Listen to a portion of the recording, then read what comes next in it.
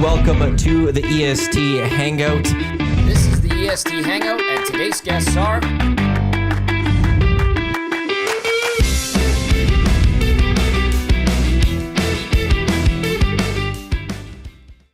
Happy Monday. Welcome to the EST Hangout right here on Edmonton Sports Talk. Thank you for the cue, Trev. I got you. Tom Gazzola. Yeah, YouTube Trev. Kevin Radomski, Director of Business Operations for the Edmonton Oil Kings, is here. Murray McCourt from the Ranch and the VIP Golf Show. I'm warming up Murray's spot. He's warming up his spot. Don't worry, Murray. I got you. Road's a bit iffy. I don't know, Kev. How was your drive in? It was surprisingly good. Same. Yeah. But I gave myself like double the times. I thought it was going to be super slick and greasy out there, and it wasn't bad. Apparently, there's an accident on 170th that Murray's finagling his way through. Yeah. He'll be here shortly. You came here at like 4 a.m. Probably have the worst tires in the world because they were not good coming in this morning. I was going very, very slick. It was very scary. I had to go very slow. You're but drifting on your way in. Hey, I like it. Yeah, I was drifting. Okay, well, you're here. You're safe. I made it. It's all good. You got fresh coffee in hand. We're good to go. You can text us 780-218-9999. Get to the nasty chat as well. Hit that thumbs up as we roll along. A busy weekend for Edmonton's hockey teams. Oil Kings of W the other night. Yeah. Last night, yes. And then clinched a playoff spot. On Friday night.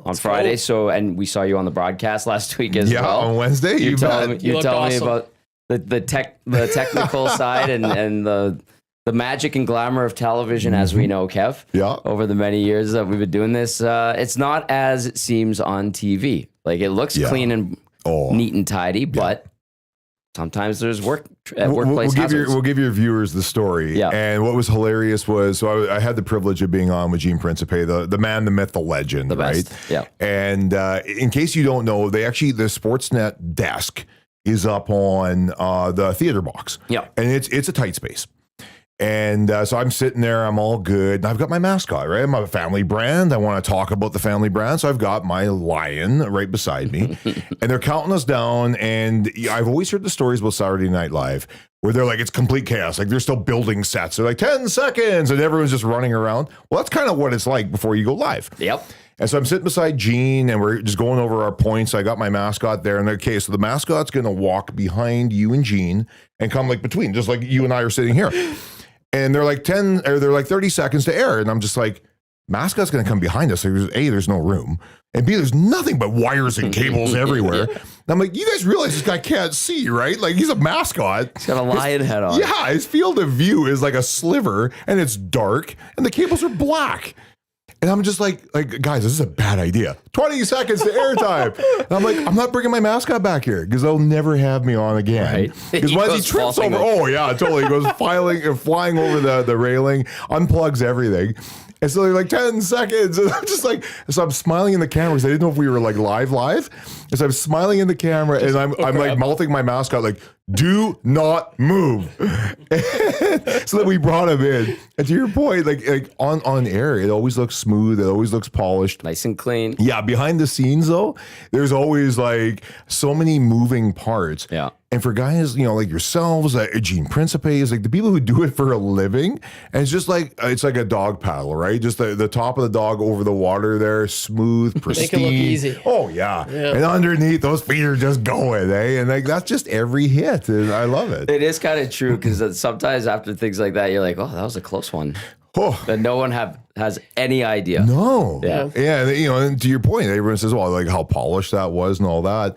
It was a good segment. Well, it was a great segment. And Gene's a pro. Like, come on. Like, Gene can interview a broom handle and come out with an Emmy on it, right? Like, it's just like the guy's the best. He's awesome. And I thought it was hilarious where the captain of our team, Gavin Hodnett, him and I were on Sportsnet back in November unveiling our Tiger Toss jerseys. And so it was Gene Principe, Gavin Hodnett, and Gavin Hodnett, he's 19 years old. He's from Winnipeg, Manitoba.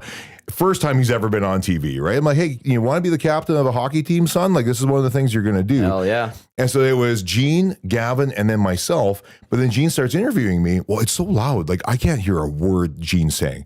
I'm reading his lips, and I'm just like, okay, I think you said this, and that's what I'm going to go with. Because they didn't give us any of the IFBs so you could actually hear it clear, right? Oh, gosh. And so, again, like when you're watching it on TV, it looks fine. But, like, I am taking wild guesses as to what Gene's talking about. Because I'm just like, okay, I heard a key word. Okay, we're going to go with that. And meanwhile, because I want Gavin beside Gene because he's not experienced in doing that. And I am. So if I was doing it selfishly, I would have went beside Gene. But I was like, no. And Gavin did tremendous.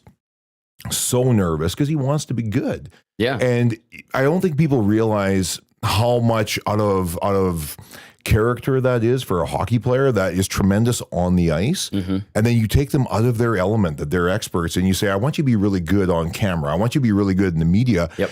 And when people are good at it, like Kevin Bieksa of the world, former player, he's tremendous.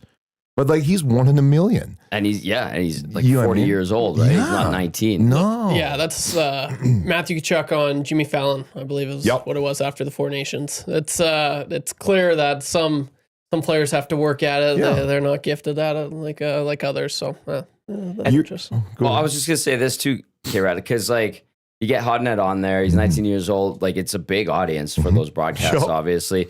And he's not talking. Well, maybe Gene throws him a question about the team, sure. But it's also you're selling the teddy bear toss night jersey, and so it's not like, hey, you're not talking about the team and how you're playing that. So you're like, we're gonna be wearing these ridiculously awesome sweaters. It goes to a good cause. It's fun. I hope I score the first goal. You're selling. It's like a promo, 100%. Right? Like so. And we need that, right? Experience though, 100%. And when they offered the spot to me, I wanted my captain there, right? Yeah. Because we have him as a captain. He's the leader of our room. He's led us in scoring for the last 2 seasons. Like he is dominant on the ice. Mm-hmm. But more than anything, that's part of that professional development, right? And so like when you're a junior hockey player, a lot of people don't realize these kids are still in school, right? So whether they're in high school and if they've graduated high school, they're in post-secondary. And whatever that post-secondary journey looks for them, they're still in school.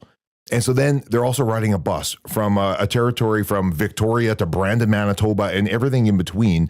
And then they're still teenagers, and they still have the things that they're figuring out for themselves, right? Like their interpersonal relationships, their girlfriends, or what have you. Yep. And I'm just like, you layer all that on, and then you say, oh, by the way, I'm going to bring you on camera too, and we're going to go talk to a 1 million person audience, and people from basically Western Canada are going to watch it. Yep. And you're going to do a great job because he did. But those are the things that you want to develop that, right? And, you look at Grayson Sachin, he's their leading scorer right now. He's from Grand Prairie, Alberta, Florida draft pick, signed his ELC earlier this year. You're going to have to get used to talking to cameras. Yeah. And that's part of our development. Like we want to develop you on the ice. We also want to make it so that when you hit Florida and they start talking to you, it's not deer in a headlight. It may not be comfortable, but it's not going to be unfamiliar. And that's part of that development piece as well. That's a good reminder. Is that something, this might be a silly question, but is there any training for the juniors? Yeah. Or is it just you throw them to the ropes, here you go, have fun? No, we always want to put them in a position to succeed. Yeah. And so years and years and years ago, it always sat with me. Alan Watt was our vice president of marketing and communication. Absolutely. If anyone knows, like if you're in Edmonton and you so much as work in any sport, and if you don't know who Alan Watt is, you haven't done your homework, okay? Like Alan Watt's a legend. And I think he's retired from the Elks Eskimos like 5 times, I'm pretty sure. Yep. Yeah. In the last 5 years, I think, too. Yeah. But like with Alan, he would always say to me, he'd always get frustrated when he was running the Oilers media. He'd say, you take these players out of their element and then you criticize them as to why they're not good. But how about you go to their element? Right? Like if you want to pick any player you want from Alan's era, right? So like a Sean Horkoff of the world, right? And they're like, well, maybe Sean was a little wooden. I'm like, okay, you put some skates on. Why don't you go into his turf and see how you do? Go kill a penalty. Exactly. Can you skate backwards? Yes or no? Right? This guy is an elite of elite. But when he comes on the camera, maybe he doesn't come across exactly as you would expect. But he's doing a great job. Mm-hmm. But it always feels to me that people love to criticize. And they love to say, well, yeah, you're not that good. No, they are that good. But this isn't their field. Right. And it would be no different if I gave you a book in a language you couldn't read. It doesn't make you illiterate. It just makes it so you just don't know that language, right? Very true. Yeah, and it always gets under my skin a little bit because I think sometimes people forget that junior hockey players are junior. They're young. Yeah. Kids. Right? They're kids. Yeah. And like I look at it and just say the very fact that they can excel on the ice, they can go to classrooms, they can travel by a bus through basically all of Western Canada into the upper US and still put on a great face. When I ask them to do work for a charity, when I ask them to be, doing silly videos for us, they give themselves, and it's so great. That's awesome. Yeah. Yeah, you're not that far removed from 30. Well, you're 25 now. 26. How often do you shave? Every 2 weeks? You should have seen his mustache last week. I just shaved for the first time, like my mustache, maybe 4 or 5 months, I think. Okay, but on a regular basis, how often are you shaving? Maybe 2 weeks. There you go. Once every. It was a formidable mustache, I have to say. YouTube good. Trav, he brought it. They'd you. say he looked like Stu Skinner. Wow. It was- That's a duster.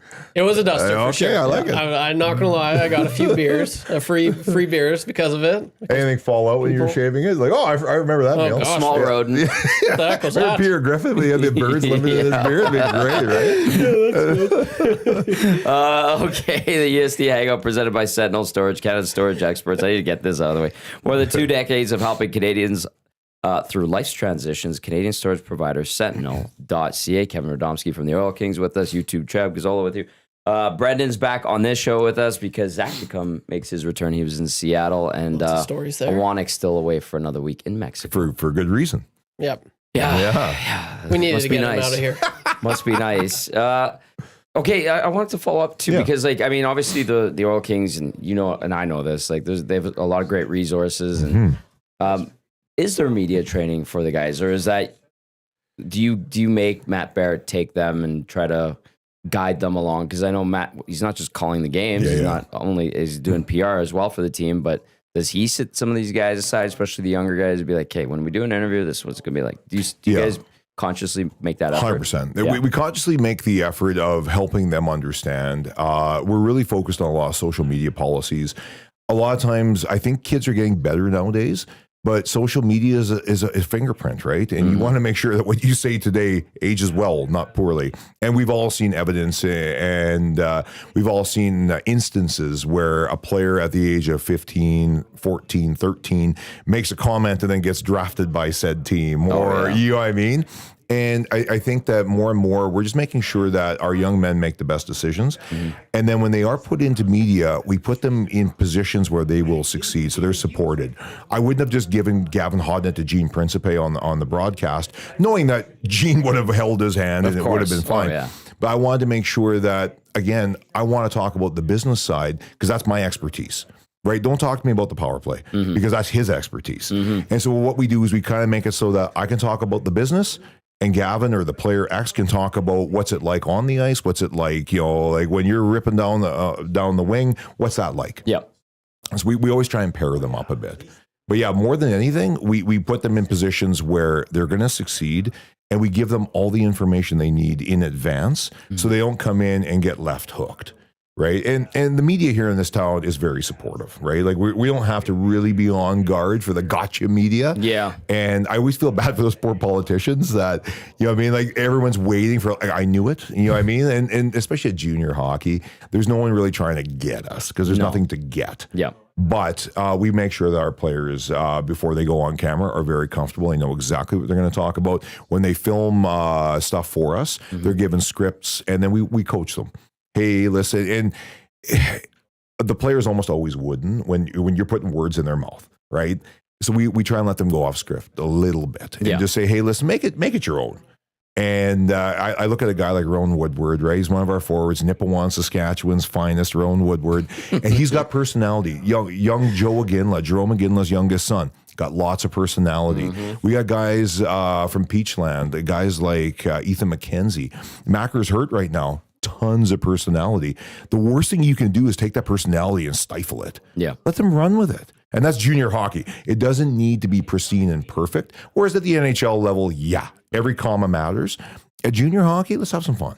Yeah. And I love the idea of just giving them the microphone and just let them roll with it. And more time than not, what we get back is solid gold, I promise. Well, these generations now, like, they're super comfortable. 100%. Being on camera. Yeah. Yeah, a lot more. With TikTok, you're seeing all the trends. Yeah. You know, you guys are doing, and the Oil Kings and whatnot, but I wouldn't mind seeing that. As much as, and even the NHL players this year, they're starting to, you know, show themselves a little bit more, maybe compared to years prior. But I think that's one thing, maybe, is that the reason why hockey, I wouldn't say that's the biggest thing, but showing personality, I mean, that goes a long way with other sports. And I feel like hockey players are just, you know, like they're just just guys, they're just, hey, yeah. But they've never really gone out there and expressed themselves. Okay, the TikTok era, like It's big. they're playing these kids. The trends. Trends, but like, is everybody practicing dance moves in front of their mirror? Like, they all have like these little. Oh, dance yeah. Jake, newest Oiler, Jake Wallman says he's a big TikTok dance guy. He's like, I like watching TikTok. I like dancing. And so, pop and amazing. lock, Kev. Oh, buddy. I'll pop all right. Yeah, my hip pops every time I stand up. Oh, But, like, let's jump on that for a second. Like, what I really hate is that when we have players who are willing to put themselves out there, and then the criticism of, they're not taking themselves seriously. You can't have it both ways. Right. No. Like we're so desperate to have these players showcase themselves and grow their sport, whatever that sport is. The more that they interact with the public and the more that they make something that the public wants to consume, the better that sport is. Yes. I will fight anyone that wants to take me on that, because if we have players that are too afraid to show personality, that sport dies. Yeah. And so here in hockey, especially, we're so traditional, right? And there's a lot of stuff I love about the traditions. When players arrive to the rink and we wear suits, people are like, wow, it's very traditional. I like it. But I think it's awesome. I like it too, right? It's bad. I wear a suit every game night. And that's the way it is. And I've got a closet full of suits, so do you, right? Yeah. And that's the way it works. And some people say, well, that's very traditional, that's very old school. Yes, but when it works, it works. Yeah. Right? Like you know what I mean? Like, not everything has to be changed, but when we have players that want to showcase their personalities, they're having fun. Let them have fun and stop criticizing the NHL players, the NBA players, the whatevers that want to have fun with their sport and engage their audience. Go nuts. We need more, not less. Yeah, that's true. Personality sells. Oh, I see good old Murray McCourt. I think he's ready to hop there on. we go. Thanks for filling in, Trev. I appreciate that. Murray was probably out there getting. Yeah, there we go. Yeah, how are you, Murray? Great to see you. Oh, good to see you. Everything's great. Thank you. Well, Murray McCourt, good day.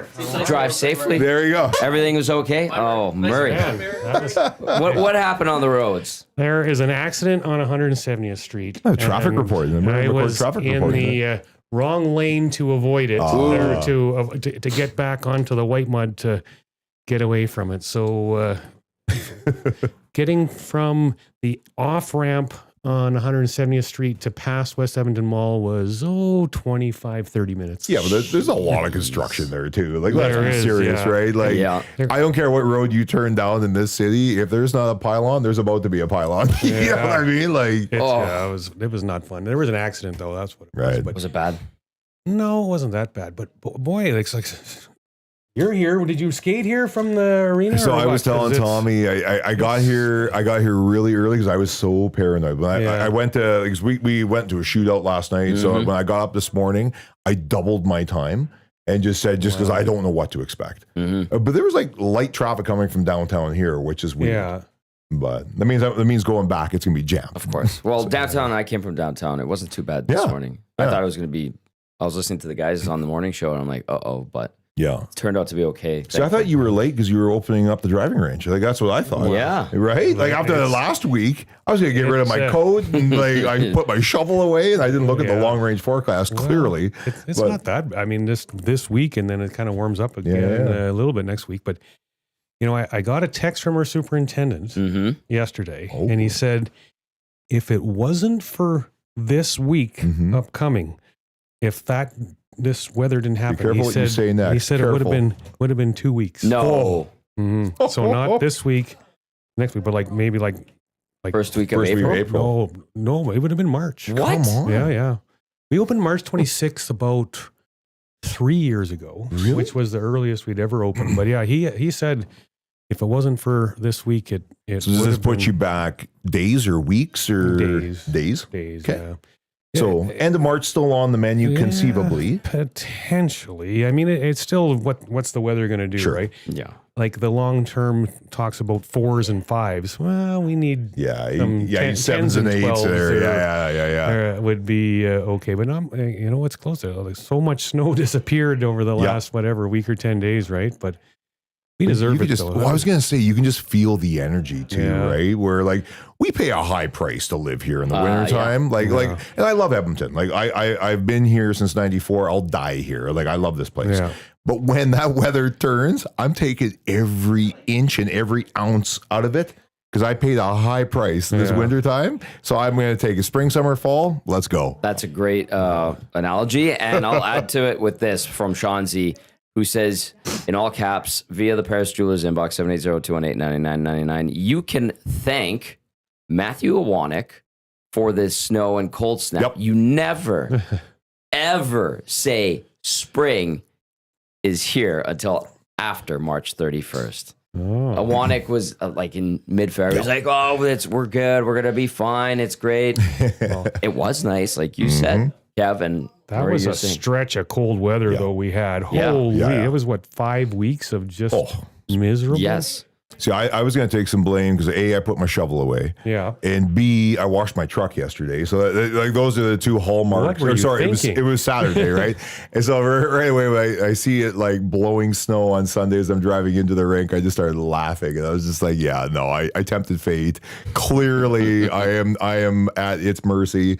And that's the way it works. It's like, should I put it away? I don't know. I got a question for you. Let's go. McKenna in Medicine Hat. I mean, you've been around Western Hockey League for a long time and seen a lot of good players come through. How good is this kid? Is he better than, like... He's really good. Yeah. He's really, really good. I will say, and hey, like I'll go, like these are live grenades and I'll talk about it. Like when they played us last time, he slashed our best defenseman, right? Yeah. And he got 3 games for it. Yeah. You bet, he got 3 games. And he didn't injure Josh Morey, the guy that he slashed. That's our number 1 defenseman. And I was so blown away with that action. I was just like, because it was a hockey play. Like there was nothing dirty that led into it. Right. He came off the boards and he slashed him and he caught him on a good spot. There was some padding there, but like slashed him, smashing his stick. Yep. And I was just like, that caught me off guard. But his talent level is next level. Yeah. Like, there's no question. Like he very, very, very talented. He's on a good team. And they're I don't think we're going to line up. But like what's awesome is we qualified for the playoffs on Friday. We don't know who we're going to play. We could play, Calgary. We could play Edmonton. Could be Prince Albert. Could be Saskatoon. Could be Brandon. Like half of our conference is within like 5 points, and a couple wins here and there make all the difference. But we could line up against them. If Calgary takes the division, if we go in 6th place and they get to 3rd place, we could be lined up against them, and that'll be a great series. K-Rad, how close or how would you equate him to what we saw from Bedard when he was in Regina? I would say different talent level based on my uneducated eyes, just watching what I see. But like his ability to really hold the puck and really quarterback the play, no matter what zone he's in, is really, really exceptional. And he's got great vision. Great talent, hand-eye coordination off the charts. But then he's also got a shooter's mentality too, which sometimes with players, I think they hold the puck too often because that's where they think that, hey, I've got the puck, I'm in control. Yeah. Yes, but you got to be able to do something with it. Yeah. And he's not afraid to do something with it. Yeah. Yeah, he's really, really talented. It's hard to compare. I mean, obviously, he's going to get compared with Bedard. Yep. Bedard never Different player. played on a good team in Regina either. He was surrounded, I mean, good players because they're in the Western Hockey League. But like you said, McKenna's on a really solid 100%. Medicine Hat team. And what was that guy that got drafted maybe 4th overall that played for Medicine Hat last year that's been injured all year? Oh, yeah. Caden Lindstrom. If Caden Lindstrom would be on that team right now, they'd be a juggernaut. My goodness. 100%. Yeah, and it's so interesting because with Connor Bedard, when he was on Regina, like the Edmonton Oil Kings played him before his World Juniors. So he came to Edmonton twice. Once was like in October and once was like in December prior to World Juniors. And so the Oil Kings didn't really get the Bedard bump. Right. But after his World Juniors performance, he was selling out buildings. But when they went to Calgary, he sold out the Saddle Dome.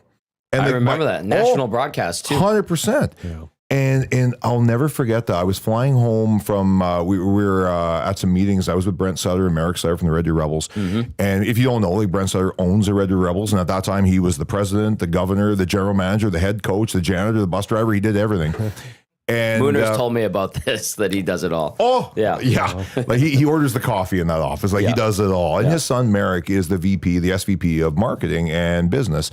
And I asked Brent Sutter back then when they played Connor Bedard, and I said, like, what was it like? He's like, Kevin, we have never had more ticket sales. Our 50-50 pot has never been bigger in the history of him owning the team. Wow. That one gentleman coming to his town And I think I may get it wrong. But I think they lost in either overtime or a shootout. And he was the head coach at the time. And so when he was being interviewed, they said, like, what were your thoughts? He's like, well, as the head coach, I'm upset. We lost. Right. As the owner, couldn't be happier. Right? Judge. Right? Yeah. Exactly, yeah. And I'm just like, and this is an 18-year-old kid. Yeah. And so when I start looking at that, like Gavin McKenna, great player. He's not selling out NHL buildings. That's not the case. But he's also got another year left in him, probably at this level. Yeah. Whereas with Connor Bedard, like he put the Regina Pats on a structure financially that should last for years and years, because the WHL hasn't seen a player like that for generations. Good point. And it was just fun. It was just fun to be around. And then I get to sit back jealous that we got our Regina games before he became the League of Champions by himself.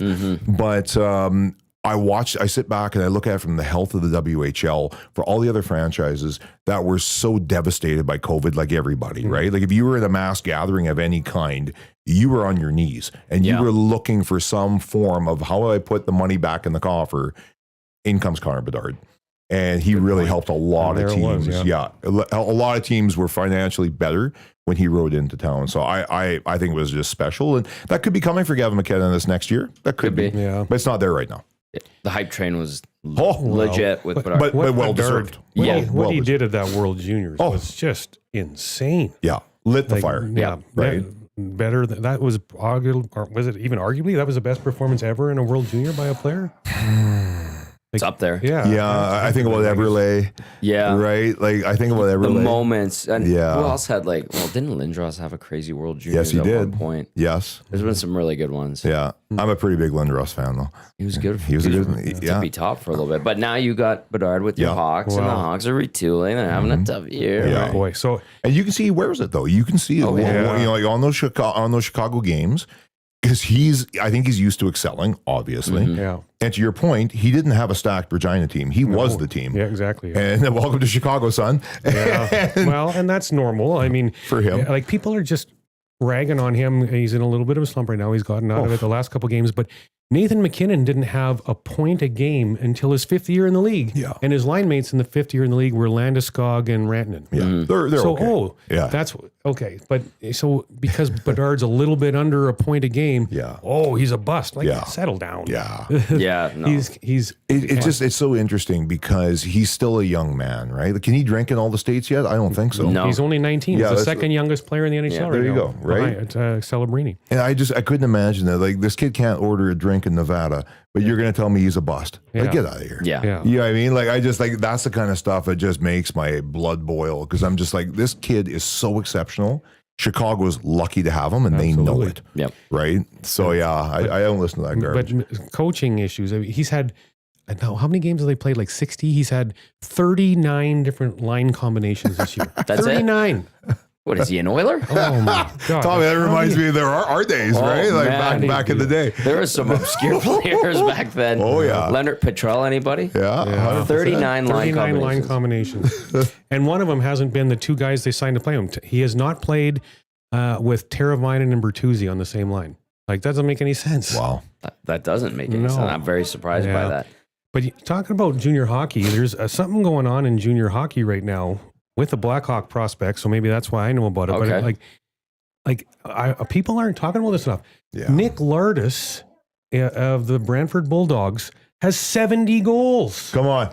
I don't So you know didn't about even that. know that. No, I You don't were know. telling me about that earlier in the year. Well, about how good this guy was, and he now has 70 goals. In the last 40 years, 2 players in the history of the Ontario Hockey League in 40 years have scored 70 goals.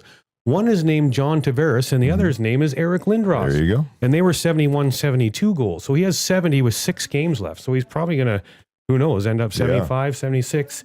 Well, this guy This is devalued my unbelievable. Oshawa Generals 88. I'm telling you right there, it's going down in stock. I gotta sell that thing when I get home. It is crazy. And like how that's not getting more attention. But you know what? is I think that's a unbelievable. microcosm a little bit of the media landscape changing so much. And like, especially with the Edmonton Oil Kings, like we live and die on that local content, that local coverage. Yeah. And like, hey, this is an Oilers market. I get it, right? Like, we're lucky to be in this market. But with all the changing of the local media, like when we clinched the playoffs, it didn't make the news. Yeah. And that's just the I way it is. retweeted it for you. I see, Tommy. That's why we love you. I got You know what I you. mean? But that's the changing landscape is that we rely on that. Whereas 10, 15 years ago, you could almost think there might be something written about your team. There might be something on the 6 o'clock news. Yep. There's a lot of 6 o'clock newses now that are regional. Like they're no longer local. They don't have Exactly, sports yeah. departments. You got poor Slav is the only one in global here. Well, but he wasn't in sports. He went to sports when KK left. Absolutely. I know they had to move 'cause he him was back out in of there. sports. Yeah. Like that's just the reality of it. I think, and a little bit of that collateral damage is that connection to that community side of it, and that's that junior hockey. And yeah, you get tremendous stories that would be lead stories any other time, any other place that no longer get any light of day shine on them because it's not there. Yeah. That's crazy. Lardis, like Murray said, 70 goals in 61 games, 43 assists from the blue line, 113 points, 16 penalty minutes. Those are crazy numbers. Yeah. Crazy numbers. Crazy Stacked. numbers. Stacked. So, but I think Kev's is right. Like the media landscape is different. That's why there isn't as much discussion or hype around it. Yeah. And he's not like the sexiest, like 6'4", No. 215 pounds at 19. He's 5'11", 185. Skates like crazy. Yeah. Gets to the right places. Clearly knows what he's doing. and Absolutely, he does. knows how to shoot the puck. But you know how that could get some more action here. You know who owns the Brantford Bulldogs? Zach Hyman. Yeah. Brand new owner. Yeah, brand new owner. 100%. Yeah, saw him spend some time. I think he was on the ice with them too during the Four Nations face-off. Okay, a couple of things. We got a text. Before you came on, Murray, we were talking about personality and Kev talking about with his team getting the kids comfortable on camera with microphones, dealing with media. And then we talked about hockey and how hockey guys can be boring. We got a text from JD. Cliche. Yeah. JD texted in and said, "Hi, I believe fans want athletes to be themselves and speak freely, but I think this conversation is odd in terms of timing. The attempted cancellation of Gretzky for doing what's going on with him politically shows how fans have a breaking point with their willingness to allow athletes to express themselves. It's always been touch and go. It's always been nuanced. There's always the element of read the room or, well, if you go out and say this, it's not going to be perceived and welcomed. I think that's conquered by being your authentic self, right? Like I speak my mind. I have opinions. I'm not afraid to share them, but then my opinions are mine. Yeah, that's fair. And I think when you have someone like Wayne Gretzky, who I don't know if there's anyone that could do anything more for our country, right? Like from a multitude of platforms, right? If you want to talk about like is there hockey in the States the same way if Wayne Gretzky doesn't go to California in '88? The answer is simply no. Right? Exactly. Yeah. Like he was the guy that with him went the energy. And I understand how different times, people can look at things differently. I understand all of that. But then I also say to myself, there was people nitpicking what he was doing and saying like, oh, he kind of thumbs up, the U.S. team. Like he's an ambassador for the game. Yeah. Right? Like we're selfish because we're like, he's ours. And we know he's ours. Yeah. But he's also bigger than Canada, whereas like everything that Wayne Gretzky touches is for the good of the game. And I could understand how he would be. I heard that he was very, very distraught by the people questioning his patriotism. Yeah. And I'd be a little shocked myself. Well, he's got Maple Leafs on his golf carts. Like, what more do you want? Correct me if I'm wrong, but did Wayne Gretzky not go into the dressing room and address Team Canada before the game? Also, he's tight with like the Kachuk family. Like he's known them since they were That's babies, what I mean. man. Like that's something that gets lost 100%. in some of this. He might. But again, when you're go bigger get him, have than a just good game. that, right? Yeah. Like he's not just some Canadian that we trotted out. He's an ambassador for the country and for the game. And for them to say, well, he should have been wearing a Team Canada shirt or a jersey or something underneath, I almost looked at it like he was bigger than that. Was Lemieux wearing a Team Canada jersey? 100%, right? You know what I mean? Like, and I'll say this bluntly, like for George Larocque to go out and do stuff, we all know Big George's, and George's is the nicest guy in the world. Yep. He's not Wayne Gretzky. Okay? Fair, And he's the first guy that would tell you that, right? But when Wayne Gretzky goes out there, he's acting on behalf of the sport first, the country second, himself third. And you've interacted with Wayne. I've interacted with Wayne. A more humble person cannot exist. It's not possible. That's a very good point. Oh, I've had the privilege of working with him, and I often get taken up by like, this is Wayne Gretzky. And he sure doesn't carry himself like that. He just wants to be one of the guys. 100%. That's 100%. Well, is this such a? I think it's a small portion of the world, but so the cancel culture. Yep. Looking for something. People are looking for 100%. something, and there was nothing to that, but people were making something out of it, and one little misstep by people, and everyone went, they're a terrible person. They're like, come on.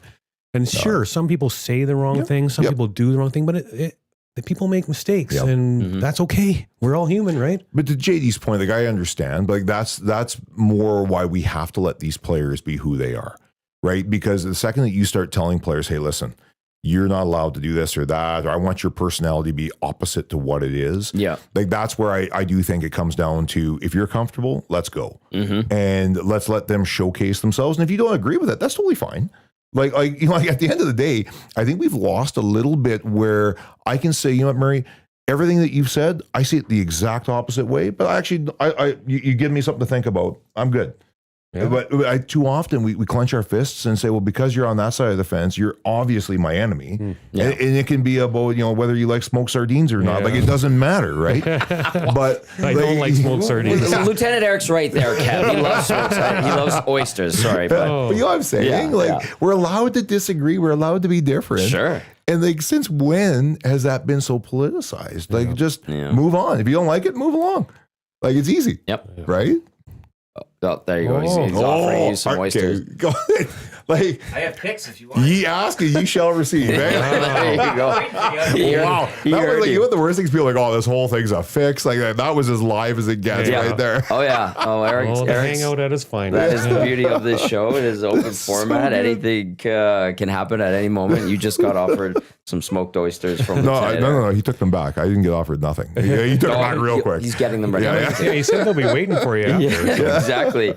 This text comes in, says fans want athletes to be themselves if that lines up with how 100%. They feel. Yeah, that's a good point. That's a good point, too. We're friends because we agree and for no other reason. Yeah, touche.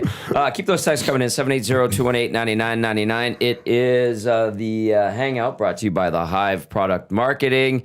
The Hive Product Marketing official merch partner of EST, promotional products that bring the buzz. Check them out at thehiveproductmarketing.com.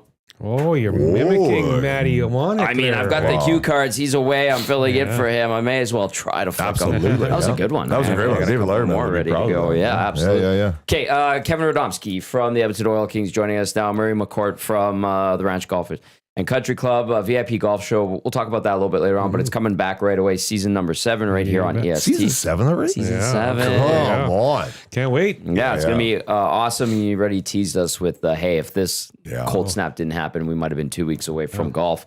My uncle was talking about going to the range already, and I was like, man, this is very that's close. the problem, right? When there's like one day of nice weather, you say, okay. When there's 2, you're like, okay, where's my clubs? Like, let's go. Right? Dust them off. It's time, The melt has been unbelievable, which also means playoff hockey. The Oil Kings did clinch their playoff spot. The season's winding down in the WHL.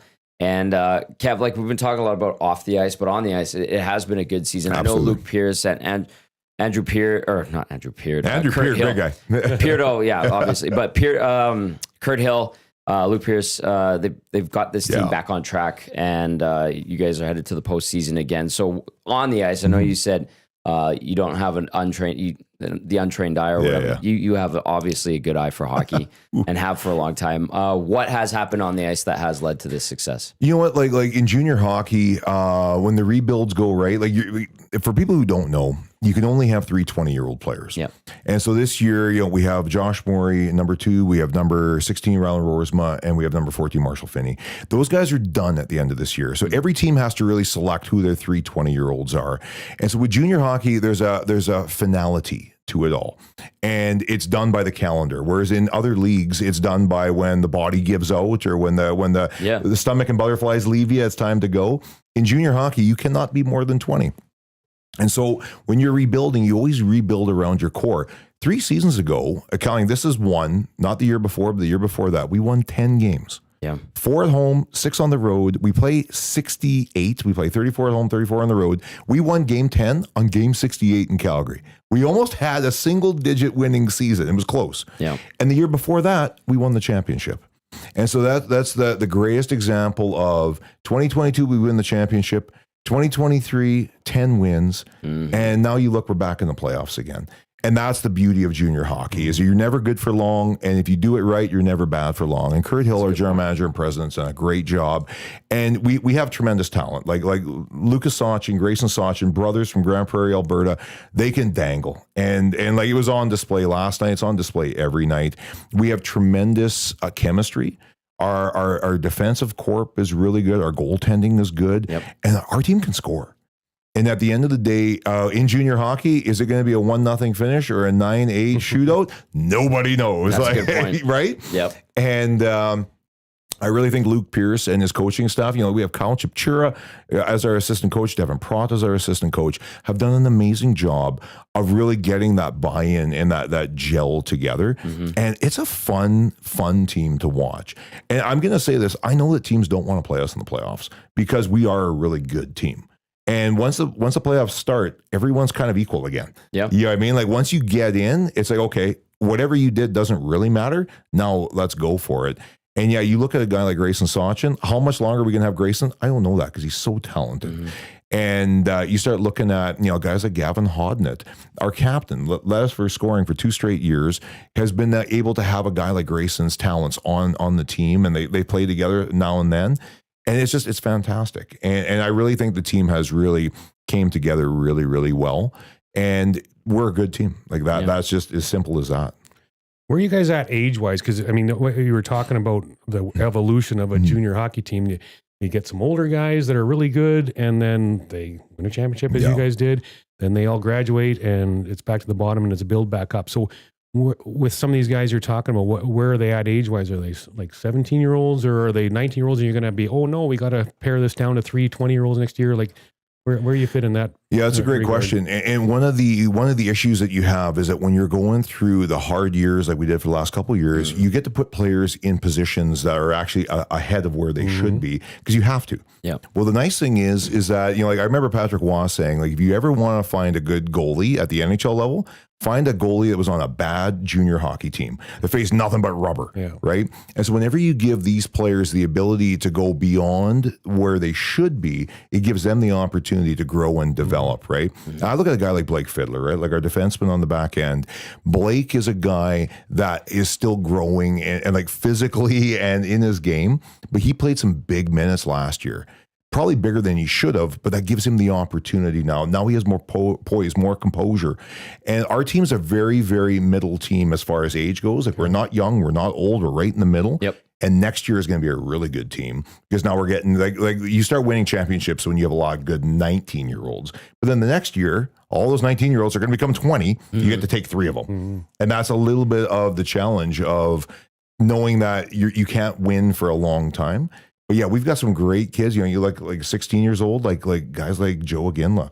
Yeah, on our team playing well. Caden Strader just played our game last night. 15 years old, right? Like and like not afraid to be a big difference maker out there. And I think that's the other thing too is that when these young players are coming up, they're coming up in such a way that they have the talent and it's able to shine. And I think that Kurt Hill's done a tremendous job, and all the credit goes to Luke Pierce. You can have all kinds of talent. It's funny, like when you win, it's always like the GM will usually say, "Oh, I gave you everything you needed to work with." Sure. Right? Yeah. And when you don't win, it'd be like, "Oh, I got a terrible coach." But you know what I mean? But when you do win, you look at what's the coach able to extract from these players, the combinations. It's a long season. We started playing the 3rd week of September. Here we are in the 2nd week of March, and playoffs are just around the corner. And everyone's hurt. Like, I don't care what your team is. Our sick bay, like Adrian Presnella, our athletic therapist, has got guys, like, there's a lot of Band-Aids in the dressing room because that's the state of the season. But every guy wants to play. And there's no one that's saying, hey, I'm all good. Like, everyone wants more. Right. And that's half of it. It's funny, like, seeing Kurt around the rink when things weren't good the last couple of years. Very stoic. Yeah. I didn't want to push too much, and he still had a positive outlook. I would leave Luke alone. Yep. Now those guys, even though there is success, they're back on track, the trying to crest again.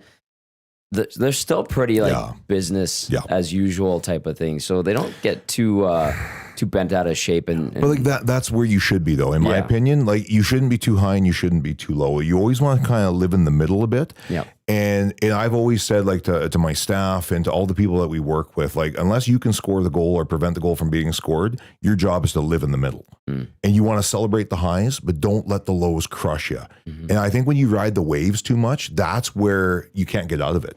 Where if all you're doing is winning and you're on that high, you're going to lose, and it's going to happen. And if you're not ready for that crush, you won't be able to get out of it. So just live in the middle, celebrate the win, reset. Look at the loss, reset. And it's just, as long as you keep resetting, you'll be fine. Along those lines, like if you look at the trade deadline in the Western Hockey League this year, there's, like you said, there's a lot of teams that are pretty good, and it was like an arms race of everyone trying to load Especially up. in our division. But you guys were pretty quiet, and so I was expecting that answer to you in the age, because I don't follow you that closely to know about the ages of all your players. But when I saw that you guys were fairly quiet, I was like, okay, let them spend all those future assets loaded up for this year, our times next year. And Totally be, right. Yeah. And I think that, again, I'll speak for Kurt. I think sometimes you get caught up in it, because you see this team is doing this and this team's doing that. And whether it's at the NHL level, the WHL level, doesn't matter.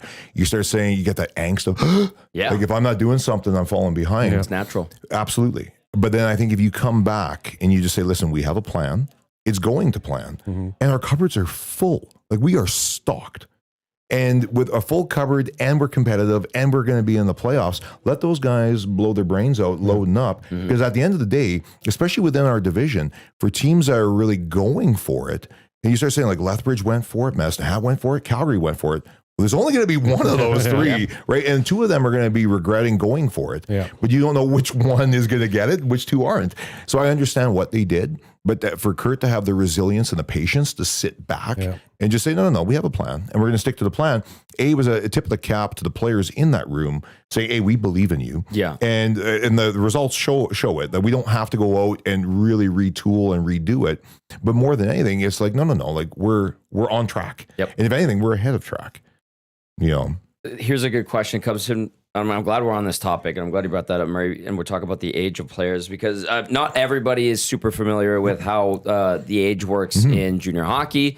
E-Town Beattown says, so if the Oil Kings have, that's a good handle, have 4 19-year-olds turning 20 next season, then would you be forced to trade a player? And if you can't find a team for that player, does he just get cut?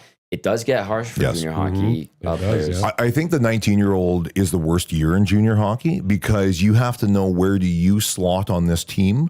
And the team, like, we do a really good job communicating. I can't speak for other teams. I can only speak for the Oil Kings. Is that at the end of the year, they have a deep conversation with each player, regardless of their age. And they say, listen, here's what you did well. Here's what we need you to work on.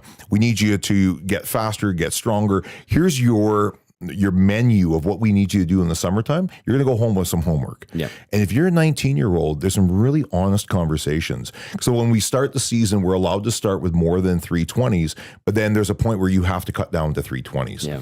And you can only dress 320s though, right? You can only dress 320s. Right, so they rotate in and out of the lineup. Correct. And then what happens is then those 320s, like, you kind of know where you're at, right?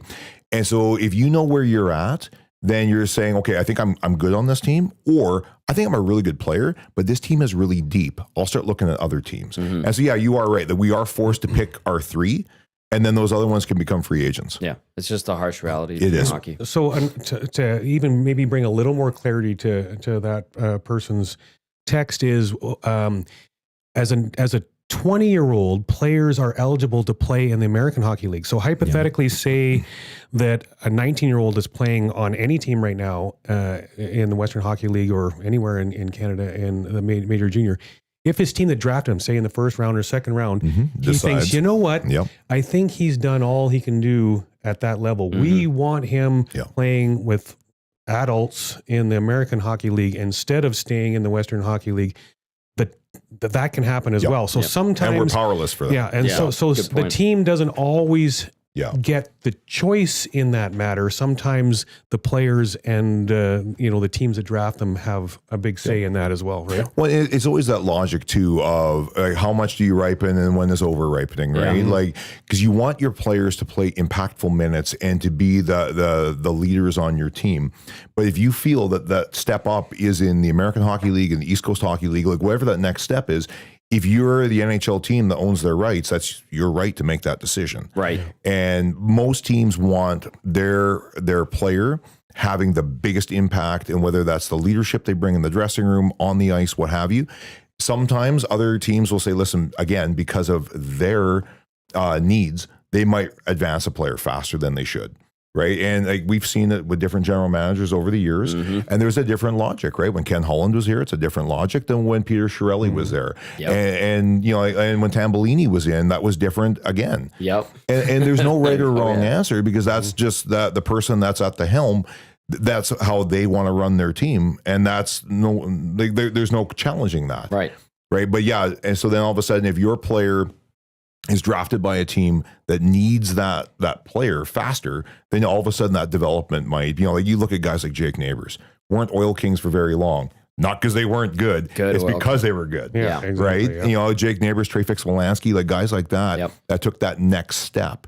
And then you had guys like Aaron Irving, who was a product, he was drafted by the Nashville Predators in the 6th round. They wanted him on our team to keep leading us, kind of thing. So there's no one answer, one size fits all, that's for sure. I'll just say this really quickly. It's funny, like on the ice when they're ready to take that next step, and they do maybe go to the AHL from the WHL, Murray.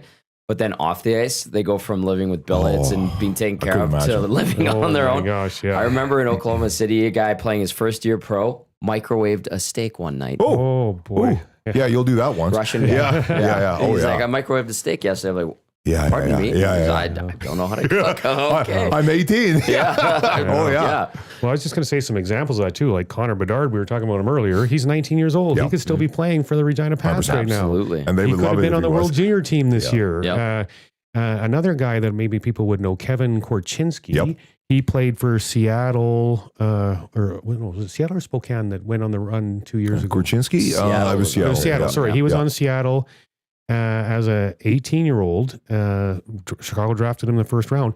They decided they didn't want him to go back as a 19-year-old because he was so good in the Western Hockey League that they thought that it would not benefit him anymore to play there.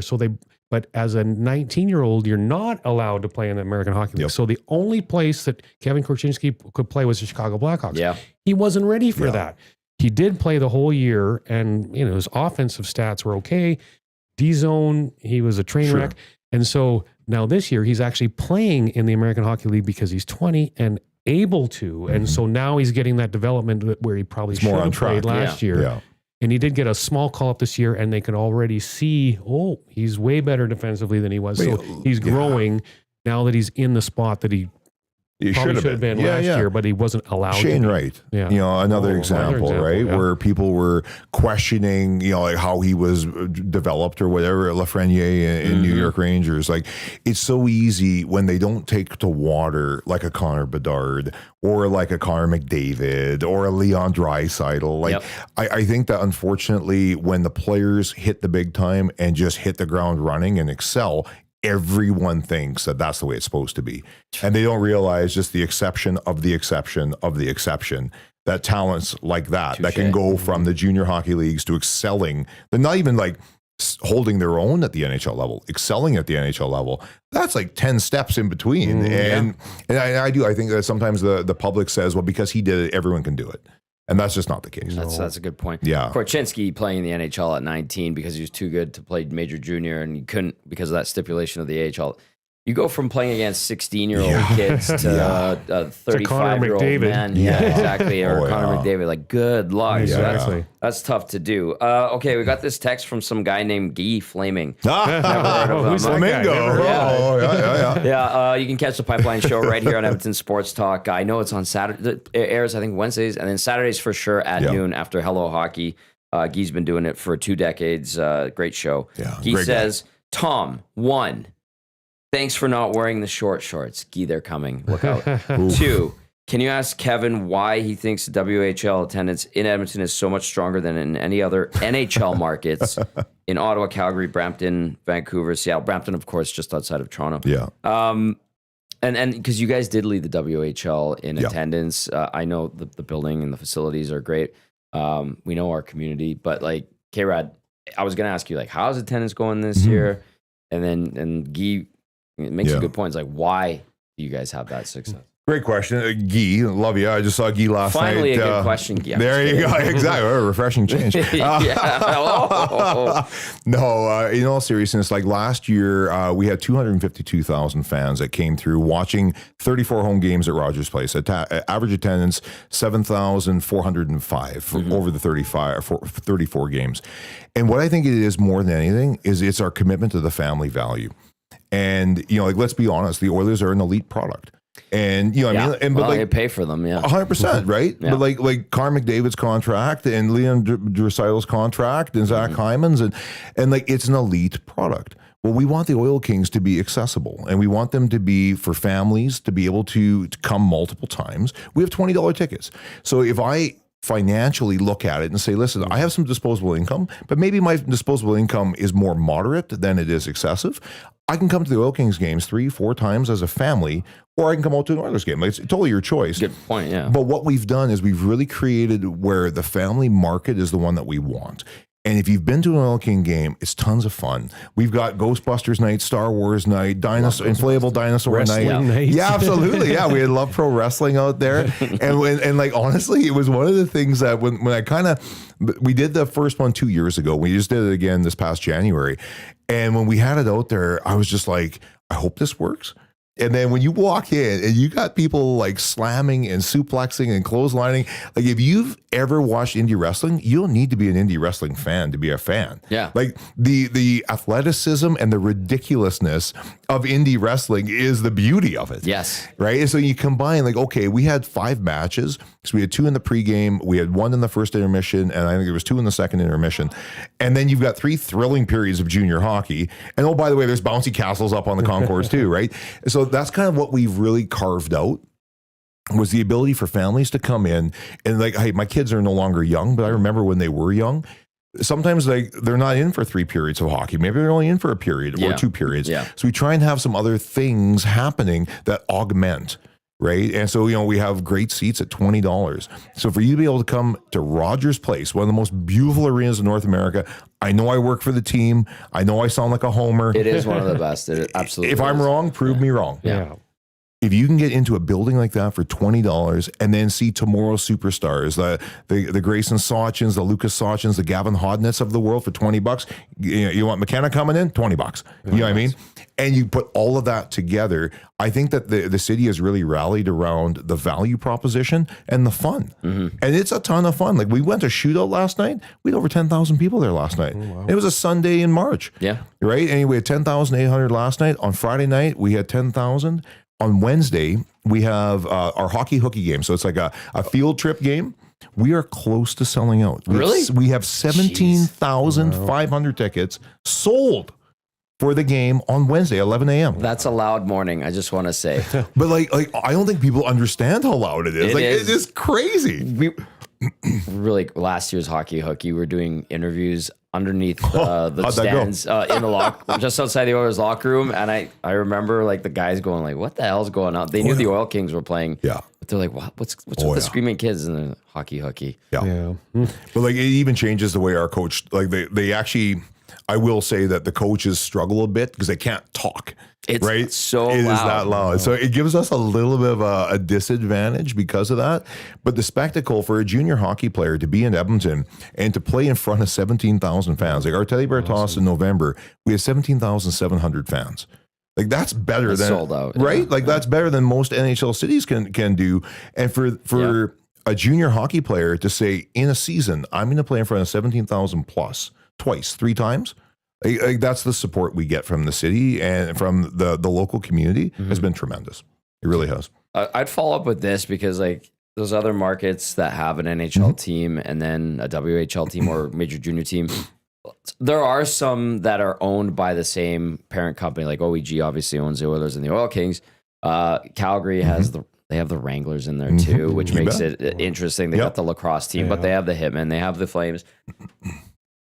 Did this evolve over time? Did you guys do something special? Are other teams and cities coming to you guys and consulting? And like, how did you get everybody to flip the switch and kind of get it in their mind that it doesn't always have to be the NHL team? You guys are a good option as well. Has that evolved? Yeah, absolutely has. And what I love about the junior hockey model is it's very sharing.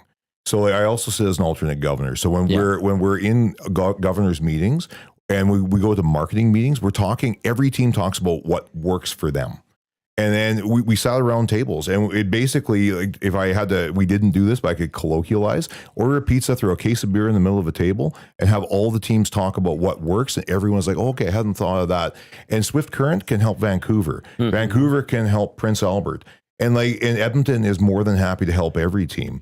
And more than anything, we have teams calling us, hey, how'd you do that? Why did you do that? Now, I'll be honest, a gentleman that used to run the Kootenay Ice is now with the Winnipeg Blue Bombers of the CFL. His name is Matt Cockle. Matt Cockle called me not more than 2 months ago and said, hey, the hockey hooky game, how did you do it? And so I sent them all the stuff on it. And they want to do something in Winnipeg with the CFL. Wow. And it's because of his roots in junior hockey. Him and I have a great relationship. I hope I'm not letting the cat out of the bag, Matt. Sorry about that. But that's a strong CFL market too. Absolutely. But there's a great example of an established product, an established brand that's like, we should try and do something different. And try and have maybe like a year-end football game, that kind of thing. The Edmonton Riverhawks did like a hockey hooky of the type last year. Our mascot was out there, Steve Hogle, Randy Gregg. They're good friends of mine. Yeah. And they asked us, hey, would you come out? Absolutely, we would. And they had really, really terrible weather. Last year it was raining. But baseball, that's part of the heart of it, right? And if you don't try and attract that younger audience, I think that's what trips people up. Because if you only cater to like the older audience, you don't have those new fans coming in. And what's great about catering to a family brand like the Oil Kings is we always have these new fans that are just loving junior hockey. And if they move along the stream and they cheer for other things, that's great. But we just love it when they're cheering for us and they're in our stands. And we did a fan appreciation last night, scratch and win. The amount of people that were wearing Swift Current Broncos stuff at our building that were winning like our stuff. And like I was out there handing, we do a scratch and win, right? So everyone has the same odd. And there was people I'd say, here's a Tristan Jarry bobblehead. I don't care for your jersey, but I hope you have a good time. Like, where you go. But like, that's the beauty of junior hockey. Yeah. Well, I think too, I mean, you guys try so many things and not all of them are going to work. Yes, sir. Not everyone works. And just because something worked in this market doesn't necessarily mean it's going to work in another market as well. So, I mean, it's all by trial and error and you got to find what works for you. And it's great that you guys can collaborate and try different things, but doesn't necessarily mean it's going to work, but it can't hurt to try. But alternatively, building off of that, like I have no problem sharing because if what works for me at Edmonton helps Swift Current or it helps Prince George, it doesn't deter my success. I want more teams being successful. And I'll tell you, like when you're talking about not everything works, years ago, because we just did the time change on Sunday, it would have been in my first stint with the Oil Kings, probably about 10 years ago, I gave away clocks on the Sunday of the time change. And I was like, it's time change, we'll give away clocks. It went over like a lead balloon. Like it just didn't go. And I was just like, I thought it was just so kitschy. I thought it was like totally junior hockey. I had these Oil Kings clocks. They had sticks as the arms, like the hockey sticks as the arms. They checked every box. It didn't work. No That's why we've only done it once and we'll never do this. Every time there's a time change and I have a game like I did last night, I think back to that clock thing and how confident I was. No. You don't always Didn't connect. work. Usually it works for you, K-Rad. This is the EST Hangout. Tom Gazzola, Murray McCourt, Kevin Radomski from the Edmonton Oil Kings with you. You can text us 780-218-9999. I've got a few texts to get to. Lots to talk about in hour number 2. The official drink of the EST Hangout is the Finnish long drink. K-Rad was looking at them. I was eyeing that thing they're up. delicious. Yeah, the legend of 1952, a drink unlike any other sparkling refreshment, real liquor. Longdrink.com/Canada. You can get them at Rogers Place. There you go. And at the liquor store in Ice District because I picked them up there. And I live across the street. And I was going to say, too, I can tell which teams are in town to play you guys because there's always a few people wearing those jerseys. So I saw some Swift Current yesterday. But there's a lot of Oil Kings jerseys that are there. I can tell if I didn't know that the team was playing, well, game night, because I see a lot of people wearing Oil Kings stuff, which is great. One thing I wanted to ask you about, and like this is hockey in general at beneath the pro level is evolving as well. I'll use that term again. And we're seeing age changes. So you talk about some young guys playing. I think we're going to see more of that, obviously. We've got a text that came in and said, with the NCAA rule changes coming. Talk about that too. Yeah. Is there concern a player like a Fiddler or someone would want to jump to that route? That's something, it's just going to be a reality that junior hockey is going to have to deal with. But I think it comes back to the relationships, right? So at the end of the day, yes. Can a player jump to the NCAA right away? Yes. Like there's windows that they can go through. But it comes down to the relationship of our coaching staff with the player, our general manager with the player, our general manager with the family. And, you know, you take a look at guys like Josh Morey, right? He's already committed to NCAA. You got guys like Marshall Finney, already committed to NCAA. And so that's great. They get to finish out their 20 years as a junior hockey player and they move on to the NCAA. I think a lot of people were really gloom and dooming. Like when the announcement came out, there was people that were just, this is the end of junior hockey. Nothing could be further from the truth.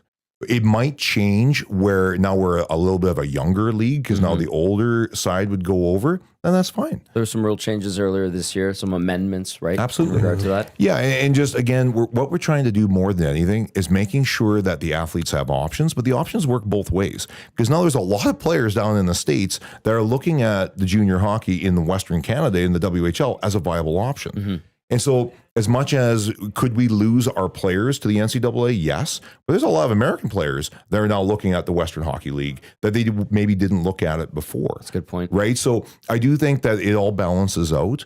And at the end of the day, what I like is that when the players and families have options, then that's better for the families, that's better for the players, and that's better for the sport. But it might just be different. But it all comes down to the relationships. And I can tell you, like I was on the concourse last night after our game. One of our defensemen, Noah Tiamu, he's from California. His father, Ed's a big man, a former NFL player. I was talking to Ed Tiamu, right beside Ed Tiamu, Vern Fiddler. Right. So Blake Fiddler's dad is there. And we're all sitting around, we're talking. Vern always likes to grind my gears about everything because that's the way Vern's wired. But that's all about the relationships. And yeah, can things change in a heartbeat? Absolutely. But it's all about, we know kind of where the players are and we want to support the players. And that conversation is now just more vital and that relationship's more vital.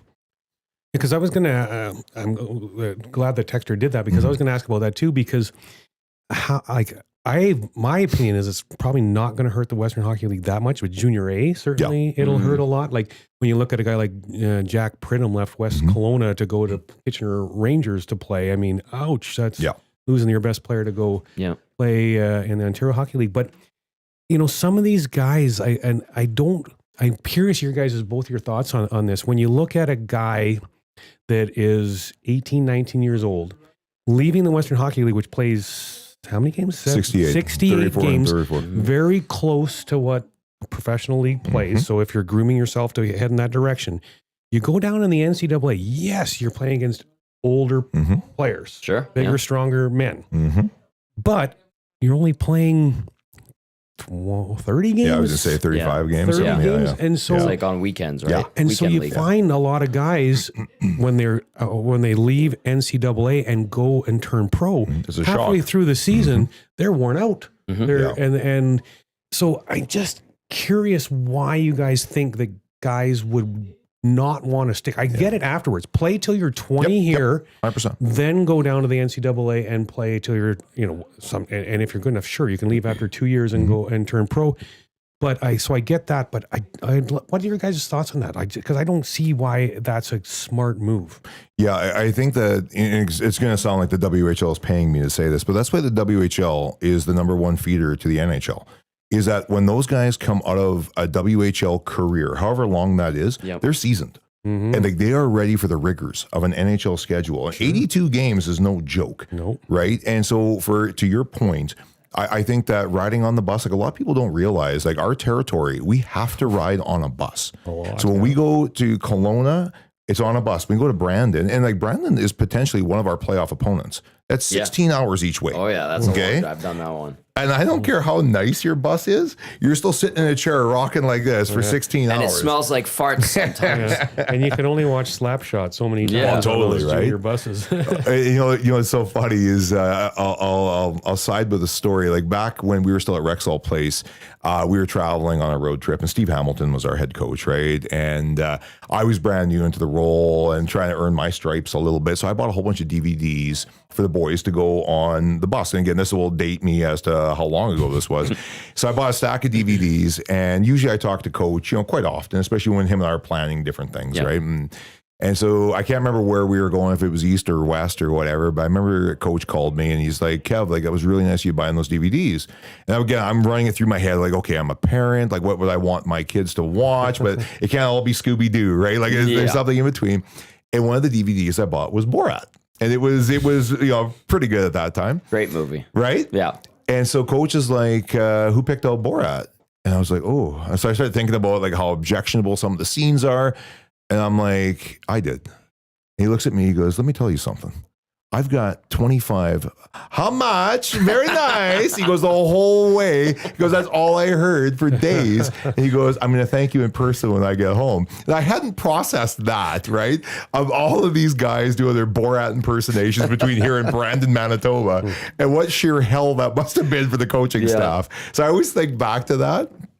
But at the end of the day, like we travel by bus, and the relationships that you make on those bus rides, and just the order of, like, these guys load their own gear, they unpack their own bags, and Rogan Dean, our equipment manager, does miracle work on keeping everyone on the tracks. Yeah. But like, these guys unload their own bags. When they get to the NHL, that stuff just magically happens, right? So I do think that the honesty of the Western Hockey League of these kids are, like, they're doing their homework, they're unloading their bags, and they're riding on a bus. That prepares you for the grind of that professional league. And if you get less of seasoning on you, I do think the weight of that starts weighing you down, where you're like, oh my, it's only January and my tank is empty. Right.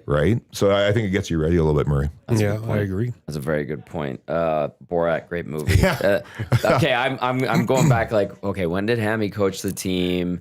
When did you get there? So 2015, he took over. That's exactly what I was thinking. I'm like, I was still there. So Borat would have been about 8 years. And so some of those kids would have never have seen 100%. Borat because they would have been like 8, 9 years old. Yeah, they would have missed it. Yeah. And I never even heard of it. Borat? No, I've never heard of it. What? Are you kidding me? No, I'm not. Murray. How much? I'm missing out, am I, or what? So, amazing movie. What's funny is anyone that's Movies. watching this right now, if you know anything about me, I don't watch movies. Like, I'm the guy that if you name a star, I don't know who they are. I got nothing. And for whatever reason, I think I've watched Borat like 20 times. Like Silence of the Lambs, Borat, Shawshank Redemption, all the movies I've never watched. There's a lot of movies I've watched 20 times. That's one of them, and I don't know why. Well, that's a great movie, man. Like, obviously, I can't believe it. You've never seen it. You've watched it enough to cover me, though. So buddy, half of Southside Edmonton too. Well, the text follows up, says the hangout today has been very nice. Yeah, there you go. Yeah. Oh, Sacha Baron Cohen is absolutely So hilarious. 780-218-9999. Get into the conversation. Good conversation. I'm tracking the inbox. I haven't been watching the nasty chat as much. We've got Kevin Radomski and Murray McCourt with you. Brendan Eric back on the hangout, which is great, making sure everything's running nice. The switches are good. Borat's distinct look on there.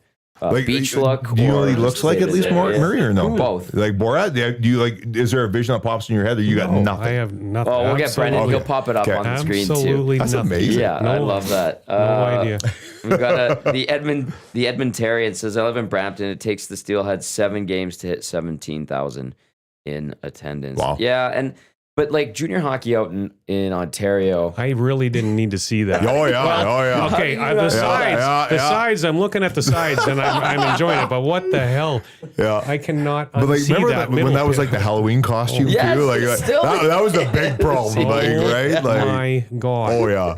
Yeah, it's Yeah, I can see Tommy G pulling that off. No, I can't. That's beyond my comfort zone. Like, I'll do short shorts, but I can't do Borat. Like, that's for the good of everybody. Dental floss, unique look. My Swimwear is not goodness for me. But OHL, Ontario Provincial Hockey League, it's different there. Yeah. Like, there's different I guess, struggles and challenges in terms of just like population, where the hockey's located. Like in the GTA, there's got to be 5 or 6 OHL teams in there. So it's we have the ability out here in the West. You start looking at teams like Brandon, teams like Regina, teams like Saskatoon. Saskatoon Blades do a great job in the Western Hockey League, right? And they're playing in an NHL rink. Like for a lot of people that don't know, like that rink was built for the St. Louis Blues relocation in the 70s, right? And if you've ever been to Saskatoon, it's a beautiful old rink. And what I love is when you start traveling around.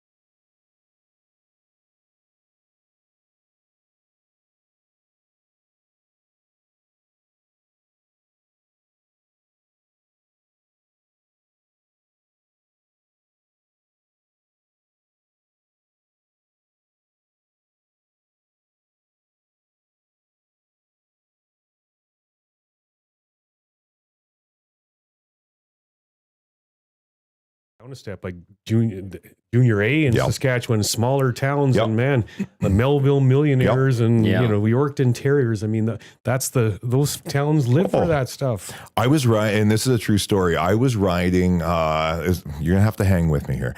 I was riding on a horse in Cuba. Okay, years and years ago. That's beautiful, Kevin. Right? And there was yeah, exactly. And there was like a family ahead of me. And there was a young girl, she was like 12, 14 years old, and she was wearing a Flin Flon Bombers hat. Wow. And I remember being just like, I just said like, I need to like talk to these people, right? Yeah. Like I'm in Cuba on the back of a horse, and the horse in front of me, they're wearing a Flin Flon hat. And I just thought it was the coolest thing. So of course I made conversation with the dad. And I said, I don't want to be a creep, but I'd love to take a photo. It was my buddy Dallas Federichuk, Flin Flon, Manitoba, right? Dallas, Bobby Clark, finest. Doug Hicks. Dougie Hicks. Fine wine, Dougie Hicks. Yeah. But yeah, like that. That's what I think is so cool, that you can be literally, halfway around the world and see some connection where you're just like, I don't know you, but we have some sort of a connection here where you're a junior hockey, you're from a small market, way you go. And the father was blown away. I even knew who the Bombers were. And I'm like I said, but like, there's no way in hell I wasn't going to let you ride off in the sunset without me saying something. Right. And like the worst thing is now is my kids will wear like vintage clothing, right? So Foreigner or Boston, and they have no idea it's a band. and I'll call this guy out, the guy that works our merchandise. His name is Nabil. Yeah. And Nabil comes in my office a couple months ago, and he's a young man. Yeah. I think he's like mid-20s. And so he had this AC/DC ball breaker t-shirt. He's like, oh, I bought this vintage shirt. I just stared at him like I was at that concert, okay? Like, get out of here. Like when it was at Commonwealth Stadium in 1994, I was there. Yeah. And here he is trotting out this shirt that's just vintage. I'm like, no. I know I'm vintage. I get it. Yeah. But it was just so funny where he was just like, oh, you were there? Like, really? Like it was a tour? I'm like, yeah. And like, I've got a 20-year-old daughter who is oblivious to many things. But she was wearing a t-shirt in the gym, and someone was like, oh, like you like Boston? She's like, what? Like, what are you talking about? Like, I had no idea it was a band. Great band. Yeah. Foreplay Long Time. 100%. Great song. Yeah. As soon as you said Foreigner, I'm like, damn, I went down a Foreigner rabbit hole last summer. Oh, Lou Gramm is amazing. Yeah. Some great songs. Oh, yeah. So I'm glad you brought up music because did you know Kev used to book acts at Rogers Place, and he was, you were a promoter before too. That's how I used to cut my teeth. I used to bring bands to town. We still look at it, but things have really changed lately. Yeah. Ever since COVID, a lot of these bands now want really big guarantees, so that because COVID taught them a lot too, right? Where hey, like when they put those trucks on the road, when those buses go on the road, like when you start seeing what I really loved about Taylor Swift is she's her own weather system, right? Like no one else has done what Taylor Swift did, like nobody else. But then when you start looking at the amount of trucks and people and stage building, that's the height of the height. But when you start playing a show in Edmonton and your next day is in Calgary, you got to get there from A to B. But then if you have no show for the next 2 days, you make zero money for the next 2 days. Yeah. So it's in these musicians' best interest to really stack it, make it efficient, right? So if you're coming from the West Coast going East Coast, you want to do straight lines. Those stars on the map, that becomes a real inefficient use. And so you start really you understand a little bit more. And what I really loved about being on tour with bands is that I got to understand what they were looking for. So like as a promoter, you get these long list of demands, right? It's called a rider.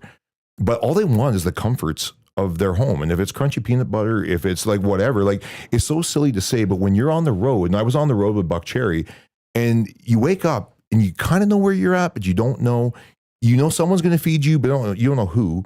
And every once in a while, breakfast is a box of muffins. I'm just like, that's not breakfast. That's cake packaged well. Like that's not breakfast. And you're like, I have an 18-hour workday ahead of me.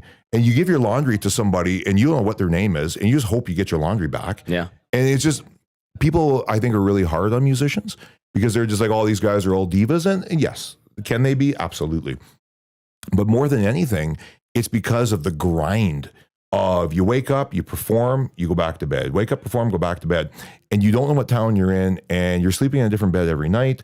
And yeah, like especially if I have a dietary or something, and they're like, yeah, well, we don't do that here. Well, okay, well, what am I going to eat now? Right. Mm-hmm. And I just want, like, everyone wears black on tour because you can't screw up black.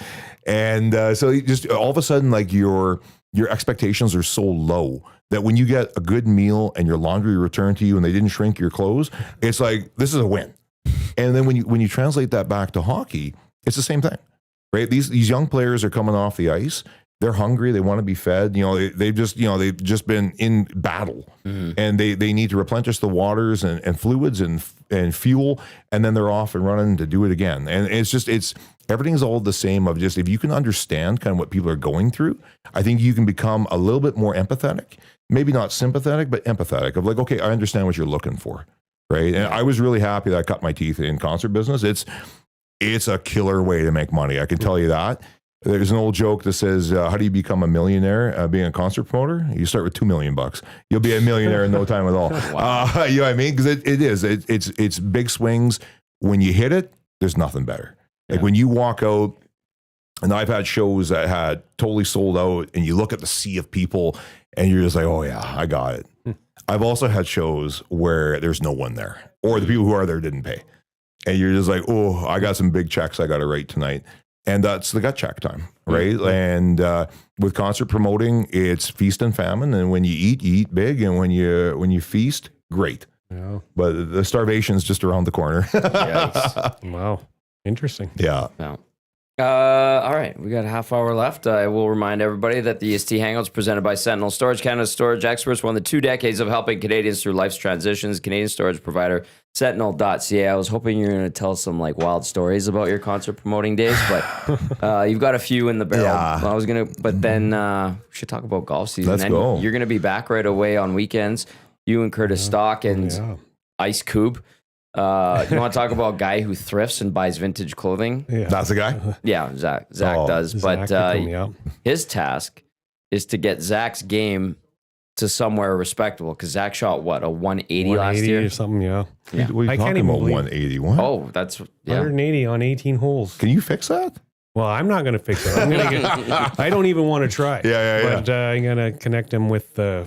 one of the top teachers in Canada here in Edmonton, and they're going to work together over the course of the year. And once a month, I'll have Cam Martins on the show talking about what he's working on with Zach, and Zach can tell us how he's improving or not improving. But that's it's so not cool. hard. It's not hard to improve from 180 though. Yeah. Well, it's too honest, right? Like his friends should have been like, Zach, pick up the ball. Yeah, exactly. Throw it out from behind the trees. Yeah. Get the foot wedge. Yeah, is that still a thing, Murray? I say this, I would say this even if you weren't here. Like, I think the ranch is the best course in Edmonton because it doesn't feel like you're at Edmonton. Yeah. And you're what, 5 minutes west of the River Cree, right? Yeah, Like, right? It's pretty close. Yeah. Yeah, and is it still out there where people are just like really counting strokes to like 180? Like that can't be a thing, right? Like I'm all about pace of play. Like if my ball goes in the bush, I give it a look, and I could care less. Yeah, absolutely.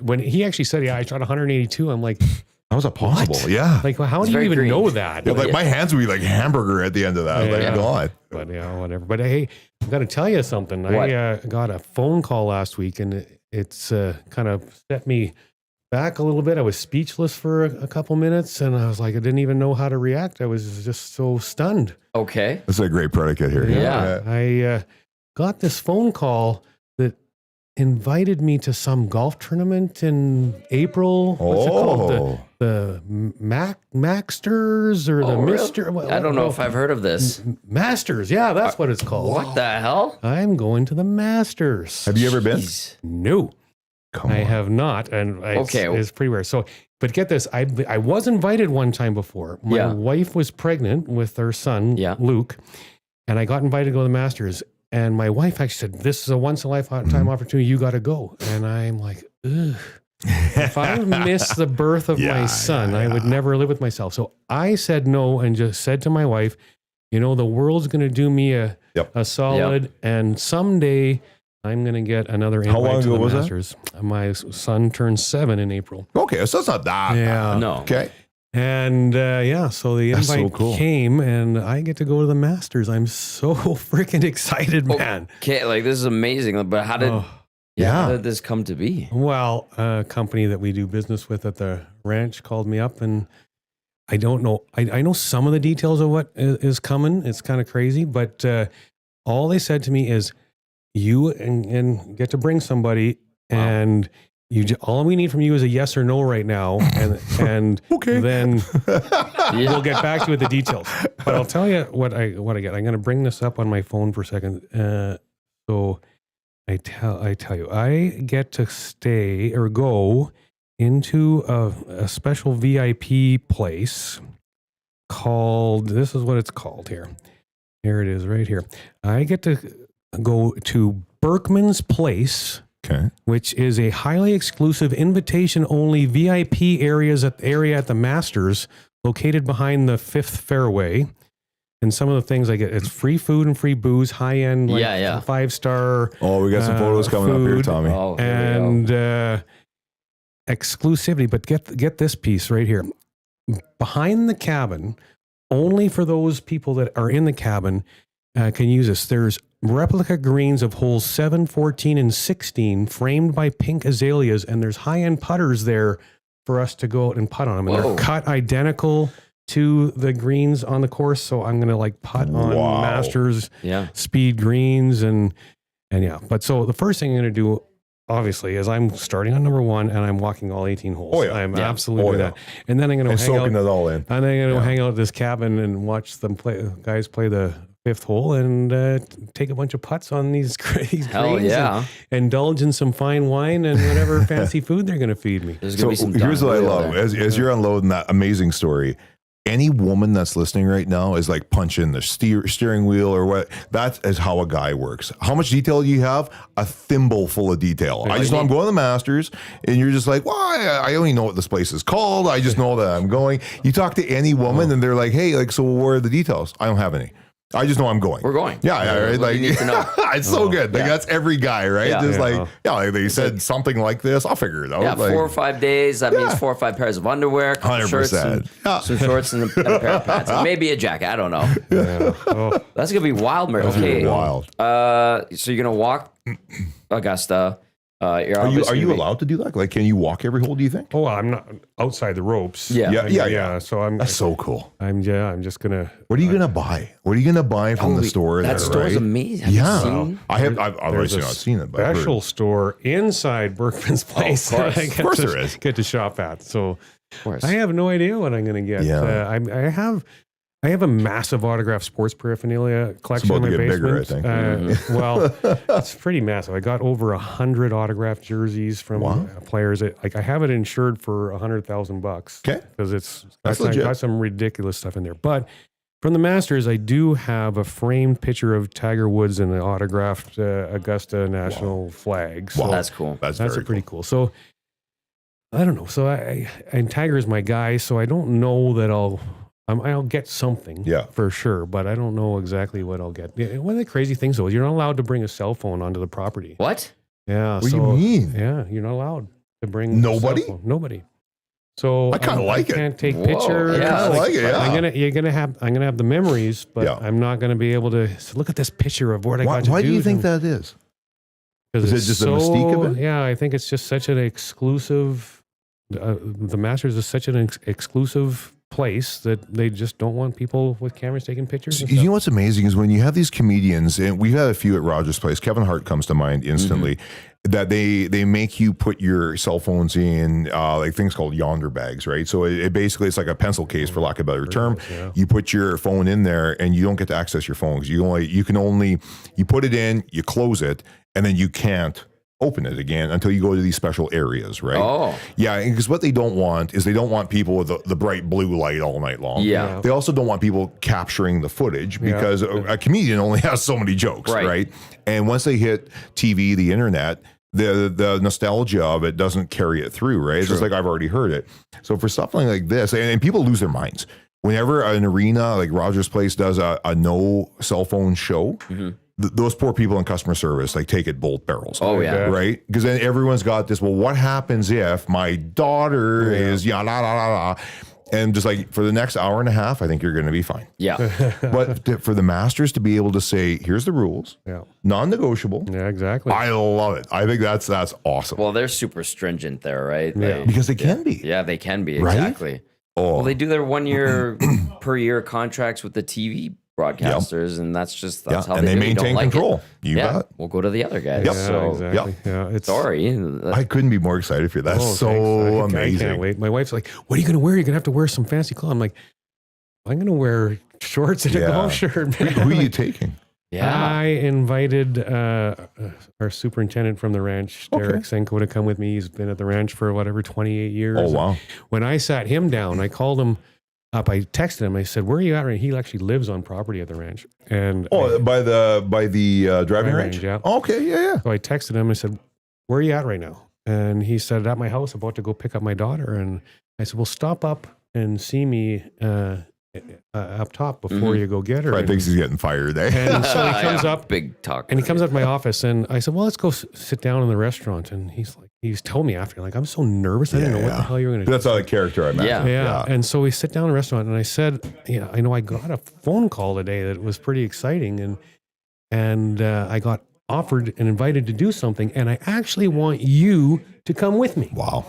And he's like, "Well, what? Where? What are you talking about?"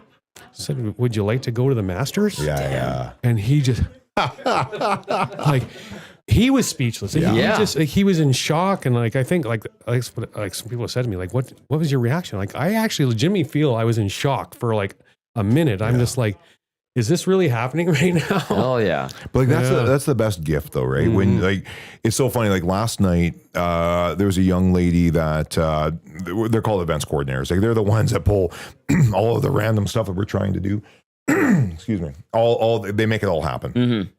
And so she's actually moving to Calgary. And so she's been with us for 5 years. And we said goodbye to her in game. So I gave her a jersey, and she's like 23 years old, young lady, right? Yeah. And she was so blown away that I did that for her, but I did that for me. Because I wanted to see her reaction. I knew what it meant to her. Yeah. You're the same thing, right? Like, I think it's a great move. Because you get to write everything off now. It's all business expense, right? The whole Masters thing is now just a big business expense. It's brilliant, Murray. Yeah. Okay, so you're bringing a superintendent. This is what I was going to ask you. Like, if, they're telling you can't bring your cell phone. Are you gonna, when you walk there, try to like take some ideas and try to incorporate them into the ranch? I know it's one thing, but like you're probably gonna see some things. You're like, maybe we could do that, right? Like, Yeah. Do you think it's like that or no? No. You think You're it's just gonna its be own like, I thing, can't eh? do this. I mean, even one piece to that though is that's in Atlanta, Georgia, up here. Yeah. I mean, Yeah. the different grasses, different tree. I mean, it's all what grows down there can't grow up here, and it's all it's all different, right? So, Plus, you guys have a pretty good snack shack already at Oh, the turn, yeah. so whatever. Yeah, I think it's legit. Yeah. So Well, good. Great pork missiles. Oh, yeah, Pork yeah, missiles, yeah, yeah. there we go. and the prices of food. Well, Yeah. of course, I don't have to pay for the food because I'm going to be in this fancy place. Yeah, but yeah. that's one thing that's so Yeah. amazing about the Masters is they want it to be this incredible experience for Yeah. everybody. And the price of food and drinks is like nothing. Like Yeah. it's $1.50 for a sandwich, Yeah. and And you see the boards all the time. I Right? love that. Yeah.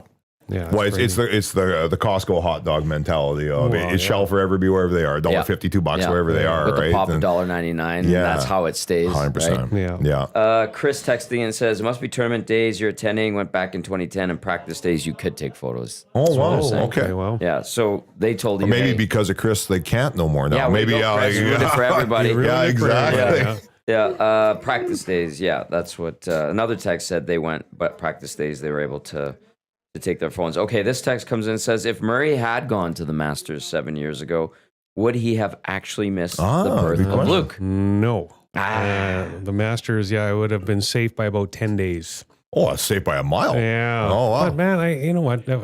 No regrets. I made the right decision. Yeah, like even you bet though you did. in hindsight, sure, it Sure. would have worked out. But my goodness gracious, Good on Jess for saying go, Murray. I go. know she's Yeah. like, I got a great woman, but she Yeah. said, like, this is a once in a lifetime. Having a kid, I only have one kid, and I'm not having any more. Yeah. So that was a once in a lifetime experience that I just could not have. I think have that's risked proof, missing. though, of just that patience, right? And just knowing you did the right thing. Yeah. No regrets. And then it Right. comes back around. Yeah. In 7 years, that's actually not that long. Yeah, and like I totally remember what Jess and I talked about this weekend. I totally remember saying to her, "The world is going to do me a solid, and I'm going to get another chance." And here it is. And and here The it That's is. universe so tossed you cool. one, Yeah, yeah. So it's going to be awesome. Justin says, tell Murray to find the one and only palm tree at Augusta.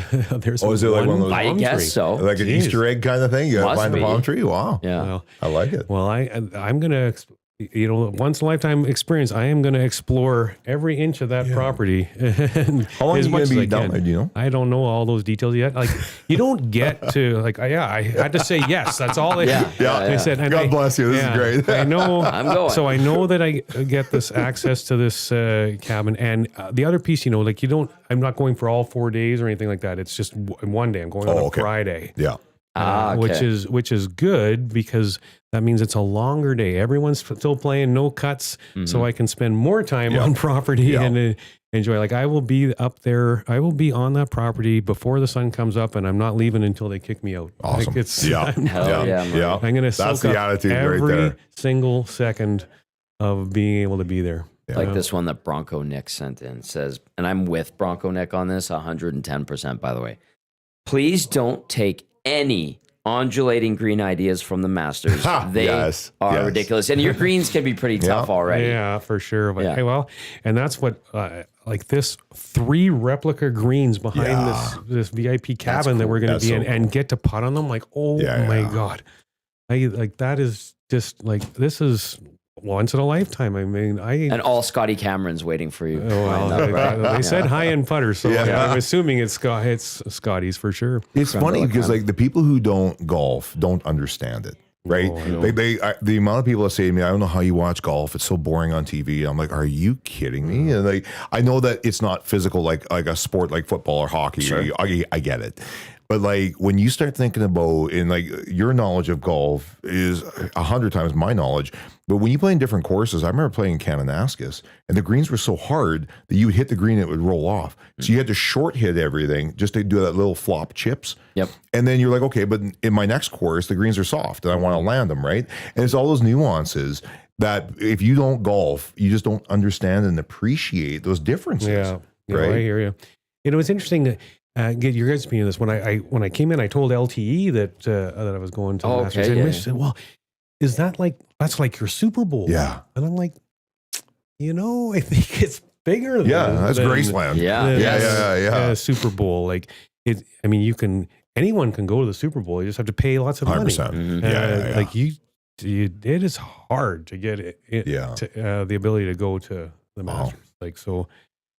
Like otherwise, it wouldn't be such a crazy thing because you just simply can't go. Do you know anyone that's went? Couple people. Media people, like Curtis Stock, my co-host on the VIP Golf Show. He's been as a media. Kevin Carius has been. Yeah. as Rob a media member. Tichkowski has been. Oh, really? Eh? Titch has been. Okay. Yeah. Yeah, so just a few media people, but yeah, I don't really know very many Wow. people that have. So that speaks yeah. right there. Yeah. Right. You think of all the people you know. If the three of us can name off 3 people, that's pretty cool. Yeah, Yeah. Right. And maybe there's more that I just not Sure. remembering right now or Yeah. whatever. But it's like It's rare air. Yeah, Right. it is for sure. Because I mean, I would have gone 100 times if it was Yeah, if it was something- just mail this Well, in, check that box. yeah. Yeah. How many? You want a good point? Because compared to how many people go to the Waste Management Open, like around here, people are like, I'm going to Phoenix this weekend. Waste Management. Yeah. Like, oh yeah, okay, another one. Yeah. It feels like every third person in the Yeah. city has been there. Some of them don't know a thing about golf, Yep. but they know it's a great It party. is a party, exactly. So I can tell you that That's the last difference. year, so usually the WHL does Board of Governor meetings on Super Bowl weekend, Mhm. and they're always in Las Vegas. But 2 years ago, the Super Bowl was in Vegas. Yeah. So we had to go on the road, right? Because we, A, couldn't get a hotel for as many hotels as we need, and B, the ones you could find, you couldn't afford. So we actually went to Phoenix, and we were there during the Waste Management. And I can tell you that as you walk around Phoenix, the debauchery, Yeah. like there is people, it's 10 o'clock in the morning and I got my Jugo juice or whatever in my hand and there's people laying on the grass. So Yeah. we're nowhere near the golf course. I'm just like, this person's not homeless. They're wearing a top flight, whatever, right? Yeah. And I think it's hilarious where that was the year that things got a little out of hand. Oh, did where there it were some ever? fences who got pulled down and you as a promoter, that always breaks my heart Yeah. because those are the stains that don't come out, right? When people start saying, okay, this has changed now, like you want people to have fun. Like that's the whole idea. Have fun, spend your money, come on back. Yeah. But when they start doing things that are not fun, that threaten safety, Yeah. that's what really too far, grinds yeah. my gears of being just like, no. Like your actions are now going to affect everyone else's. But I was there firsthand and it looked like it was wow. Well, there was a guy swimming in the pond on one of the holes, wasn't Oh, there? yeah. Like, Oh, yeah. I don't remember there Yeah. in that one, but that's crazy. But how about a couple of years ago? Like as crazy as the Waste Management is, and it's a big party. The Super Bowl was there. I mean, Yep. it's the same weekend. Yep. Can you imagine being in No. that city, No. Super Bowl and No, it's too Waste much. Management at the same time? Like, holy. Did I hear, so Dana White, so with TKO, someone had asked him, would you ever do WrestleMania and a UFC at the same time? And he said he would. Really? Yeah, because now that you have the UFC and the WWE all together, Yeah. I started thinking about that. And you know what? It was Zach Davis from Bell Media. Oh, he yeah, was talking about it. Yeah. And it was just like, are you kidding me right now? Like to do a WrestleMania and a UFC, I just don't know if a town can handle that. That's sensory overload. Well, that's what I mean. It's like- too much. Yeah, it's right? a lot. But might be kind of cool though.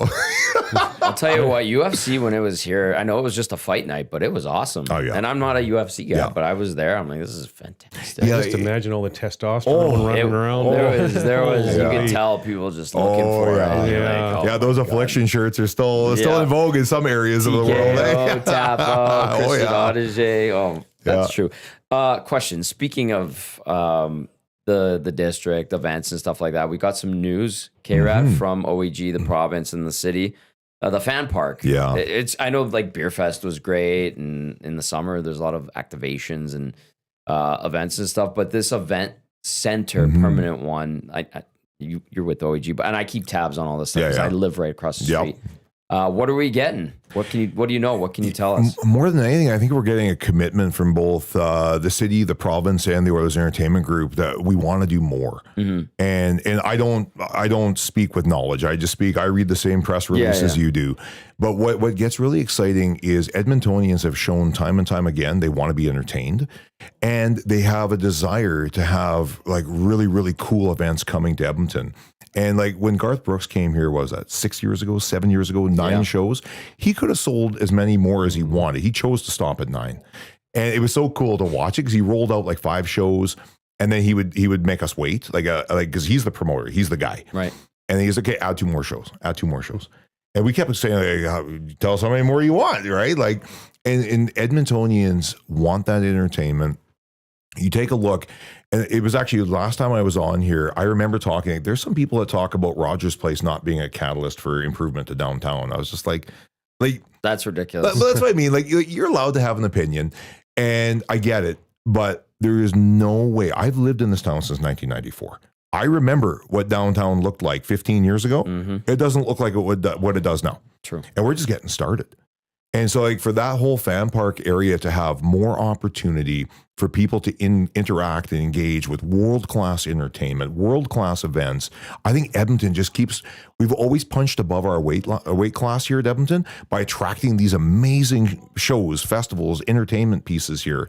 And it just keeps getting bigger and bigger. And that's a commitment from both the city, the province, and the Oilers Entertainment Group to say, let's make something really cool because it's better than what we have right now, which is a parking lot. Yep. Right? That you can't park on because the city said you can't use that as exactly. So I get really excited that the catalyst of we're going to look back on this 20 years from now. And like one of the things I hate is when we get a player in that we've drafted, right? So I'll pick on a kid like Gavin Hodnett. Okay, he's only played for the Edmonton Oil Kings. Mm-hmm. He doesn't know different about Rogers Place, the amenities that we have at Rogers Place. But when we get players that we trade for that come from Prince Albert, Kelowna, you name it, they walk in and you can just see it, right? Just like because it's just like, oh wow. Yeah. And what I worry about is that if you're 5 years old right now, you think that Edmonton's downtown has been this way forever, and this is just normal. Because it is to you. Right. But old people like myself get to look back and say, I remember when Rogers Place is sitting right now was a gravel parking lot. And it wasn't that long ago. Nope. That Greyhound station that was across the street. Oh, I remember. Right? DA&W. 100%. Roll up your windows and pray, right? Yeah, like the Grand Hotel. Yeah. And like those are all the things that it was just parking lots. And it doesn't add to the beauty and the vibrancy of the city. And now when I look at it, I couldn't imagine coming to Edmonton as an outsider. And let's say I'm coming for a hockey game, a sporting event, a concert. I'm staying at the JW Marriott. It's minus 40 outside. I walk by a pedway to get from my hotel to this amazing facility. I watch whatever I'm consuming. And after that's done, I've got all these bars I can walk into. Yeah. You know what I mean? All these restaurants I can have a beautiful dinner beforehand. And just 10 years ago, we didn't have that. No. And it just like, to me, it becomes so cliche, but you almost forget how good we have it here. And this is another example of getting it even better. Yeah. And I get so excited. Like I read those press releases, I see the schematics. I've been in a couple meetings where I get to see some stuff, and it's all about entertainment, urban density, and really, really making Edmonton that world-class city that everyone vies to be part of. If you didn't catch it, 6,000 seat event center and the parking lot. And I think there's going to be a pedway there. And then the other thing too, I think that gets phase 2 of Ice District. Expanding to the north. To the north, yeah. You bet. So that's so exciting. That's good. My tower that I live in, right across the street from the arena, would not have existed without the announcement of the arena. Yep. And then they built a second one down the street, and then now they have the same company that built them has a couple more. So it's a direct. But there's people out there that think it's coincidental. Right? Like, well, the builders literally said, if this didn't happen, we weren't building this tower. Yeah, we had to wait for the city to say, okay, we're doing it. So I'm so excited. Like I am an Edmontonian through and through, and call me a homer, call me whatever you want. I love it when we get this new stuff. Yeah. Because when you look at a city of 1 million people that we have, look at all of this stuff that we have for a city of 1 million. Like, come on. That's we're it's an embarrassment of riches right now. And I think we deserve every one of them. But I get so excited when I start seeing that next step, and just it's so cool. I'm glad to see it. Our city is underrated, I think. Oh, it's like it gets a bad rap, and like, I would take this city over Calgary any day of the week. And you know what? And we do though, right? Like we could all live somewhere else. We could all do business somewhere else. Yeah. Like we're not here because we're stuck here. We're here because we love it here. And it's not without its faults. Every city has that. But like, do I wish there was less construction and less potholes? Yes. Yes, I do.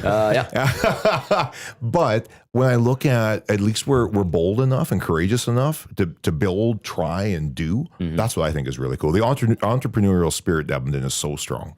Good people doing good things. We have a couple minutes left. We're going to get some final thoughts from both of you. K-Rad, you guys clinched that playoff spot. You get the win last night. Good things happening. Hockey hooky coming up. Yeah. Screaming kids, 17,000 of them.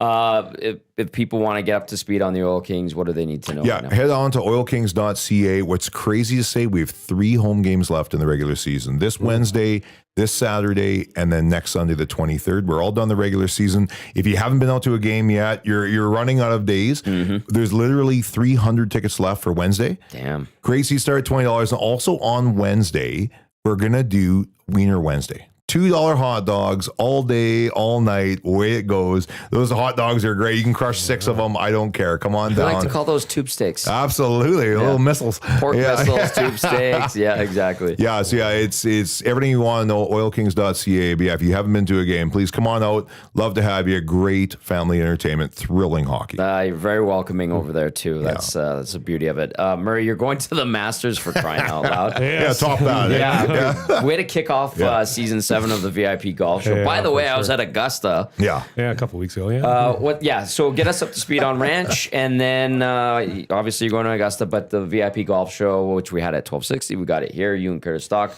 What do people need to know? Well, VIP Golf Show is actually bumping back a week from its normal starting time at the end of April because I'm going to be in New York too. What's going on in New York? My wife's going to a conference and she invited me to come with her. So first week of May, first Sunday in May is the first episode of the VIP Golf Show this year, and it runs for 20 weeks as always. So looking forward to that. Still have a couple advertising spots left. There you go. If anybody wants to advertise on the show. Yes. Support local.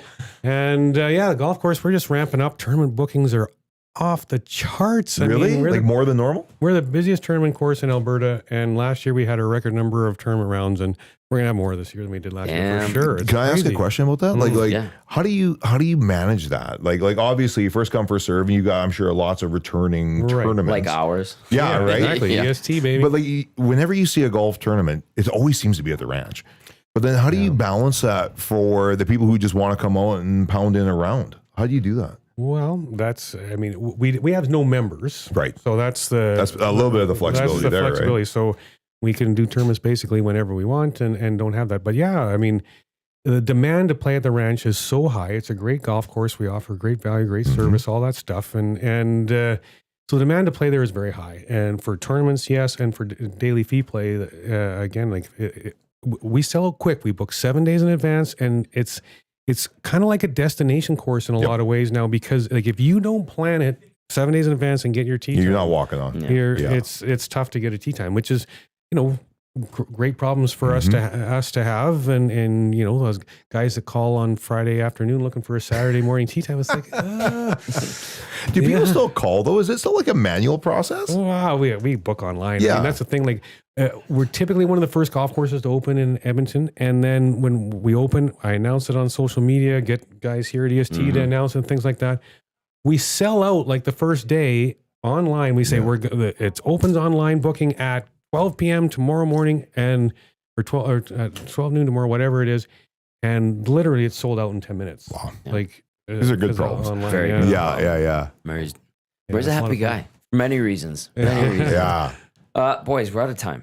This was a great So show. good. Yeah, So it's cool. so fun. Yeah. K-Rad, Always thank is. you for coming in. Murray, Yeah. always great. Yeah. You're always I haven't seen you for a long time, Murray. It was so good. Well, Yeah. for sure. Brendan's back on the show today, which is great. Yeah. K-Rad, Director of Business Operations for the Edmonton Oil Kings, Kevin Radomski, absolutely tremendous. Thank you for coming in. Sorry you. for the short notice. No, you're Thanks good. for I was last night. honored. Murray, Ranch Golf and Country Club, you guys are going to be going soon here. He's going to the Masters, and you're going to be able to catch the VIP Golf Show here on Sundays.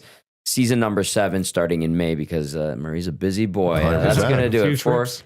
Brendan, for Kevin, for Murray. I'm Tom saying thanks for watching and listening to the EST Hangout. Coming up next right here on Edmonton Sports Talk, The Lock Shop with Huss and Dusty. We'll see you later. Let's go. Let's go. There you go, right in front of the camera. First-time guest, long-time listener, fan of the original draft commissioner. Welcome to the EST Hangout presented by White Claw Hard Seltzer. The difference is clear. Matt Tom Gazzola with here, joining us today.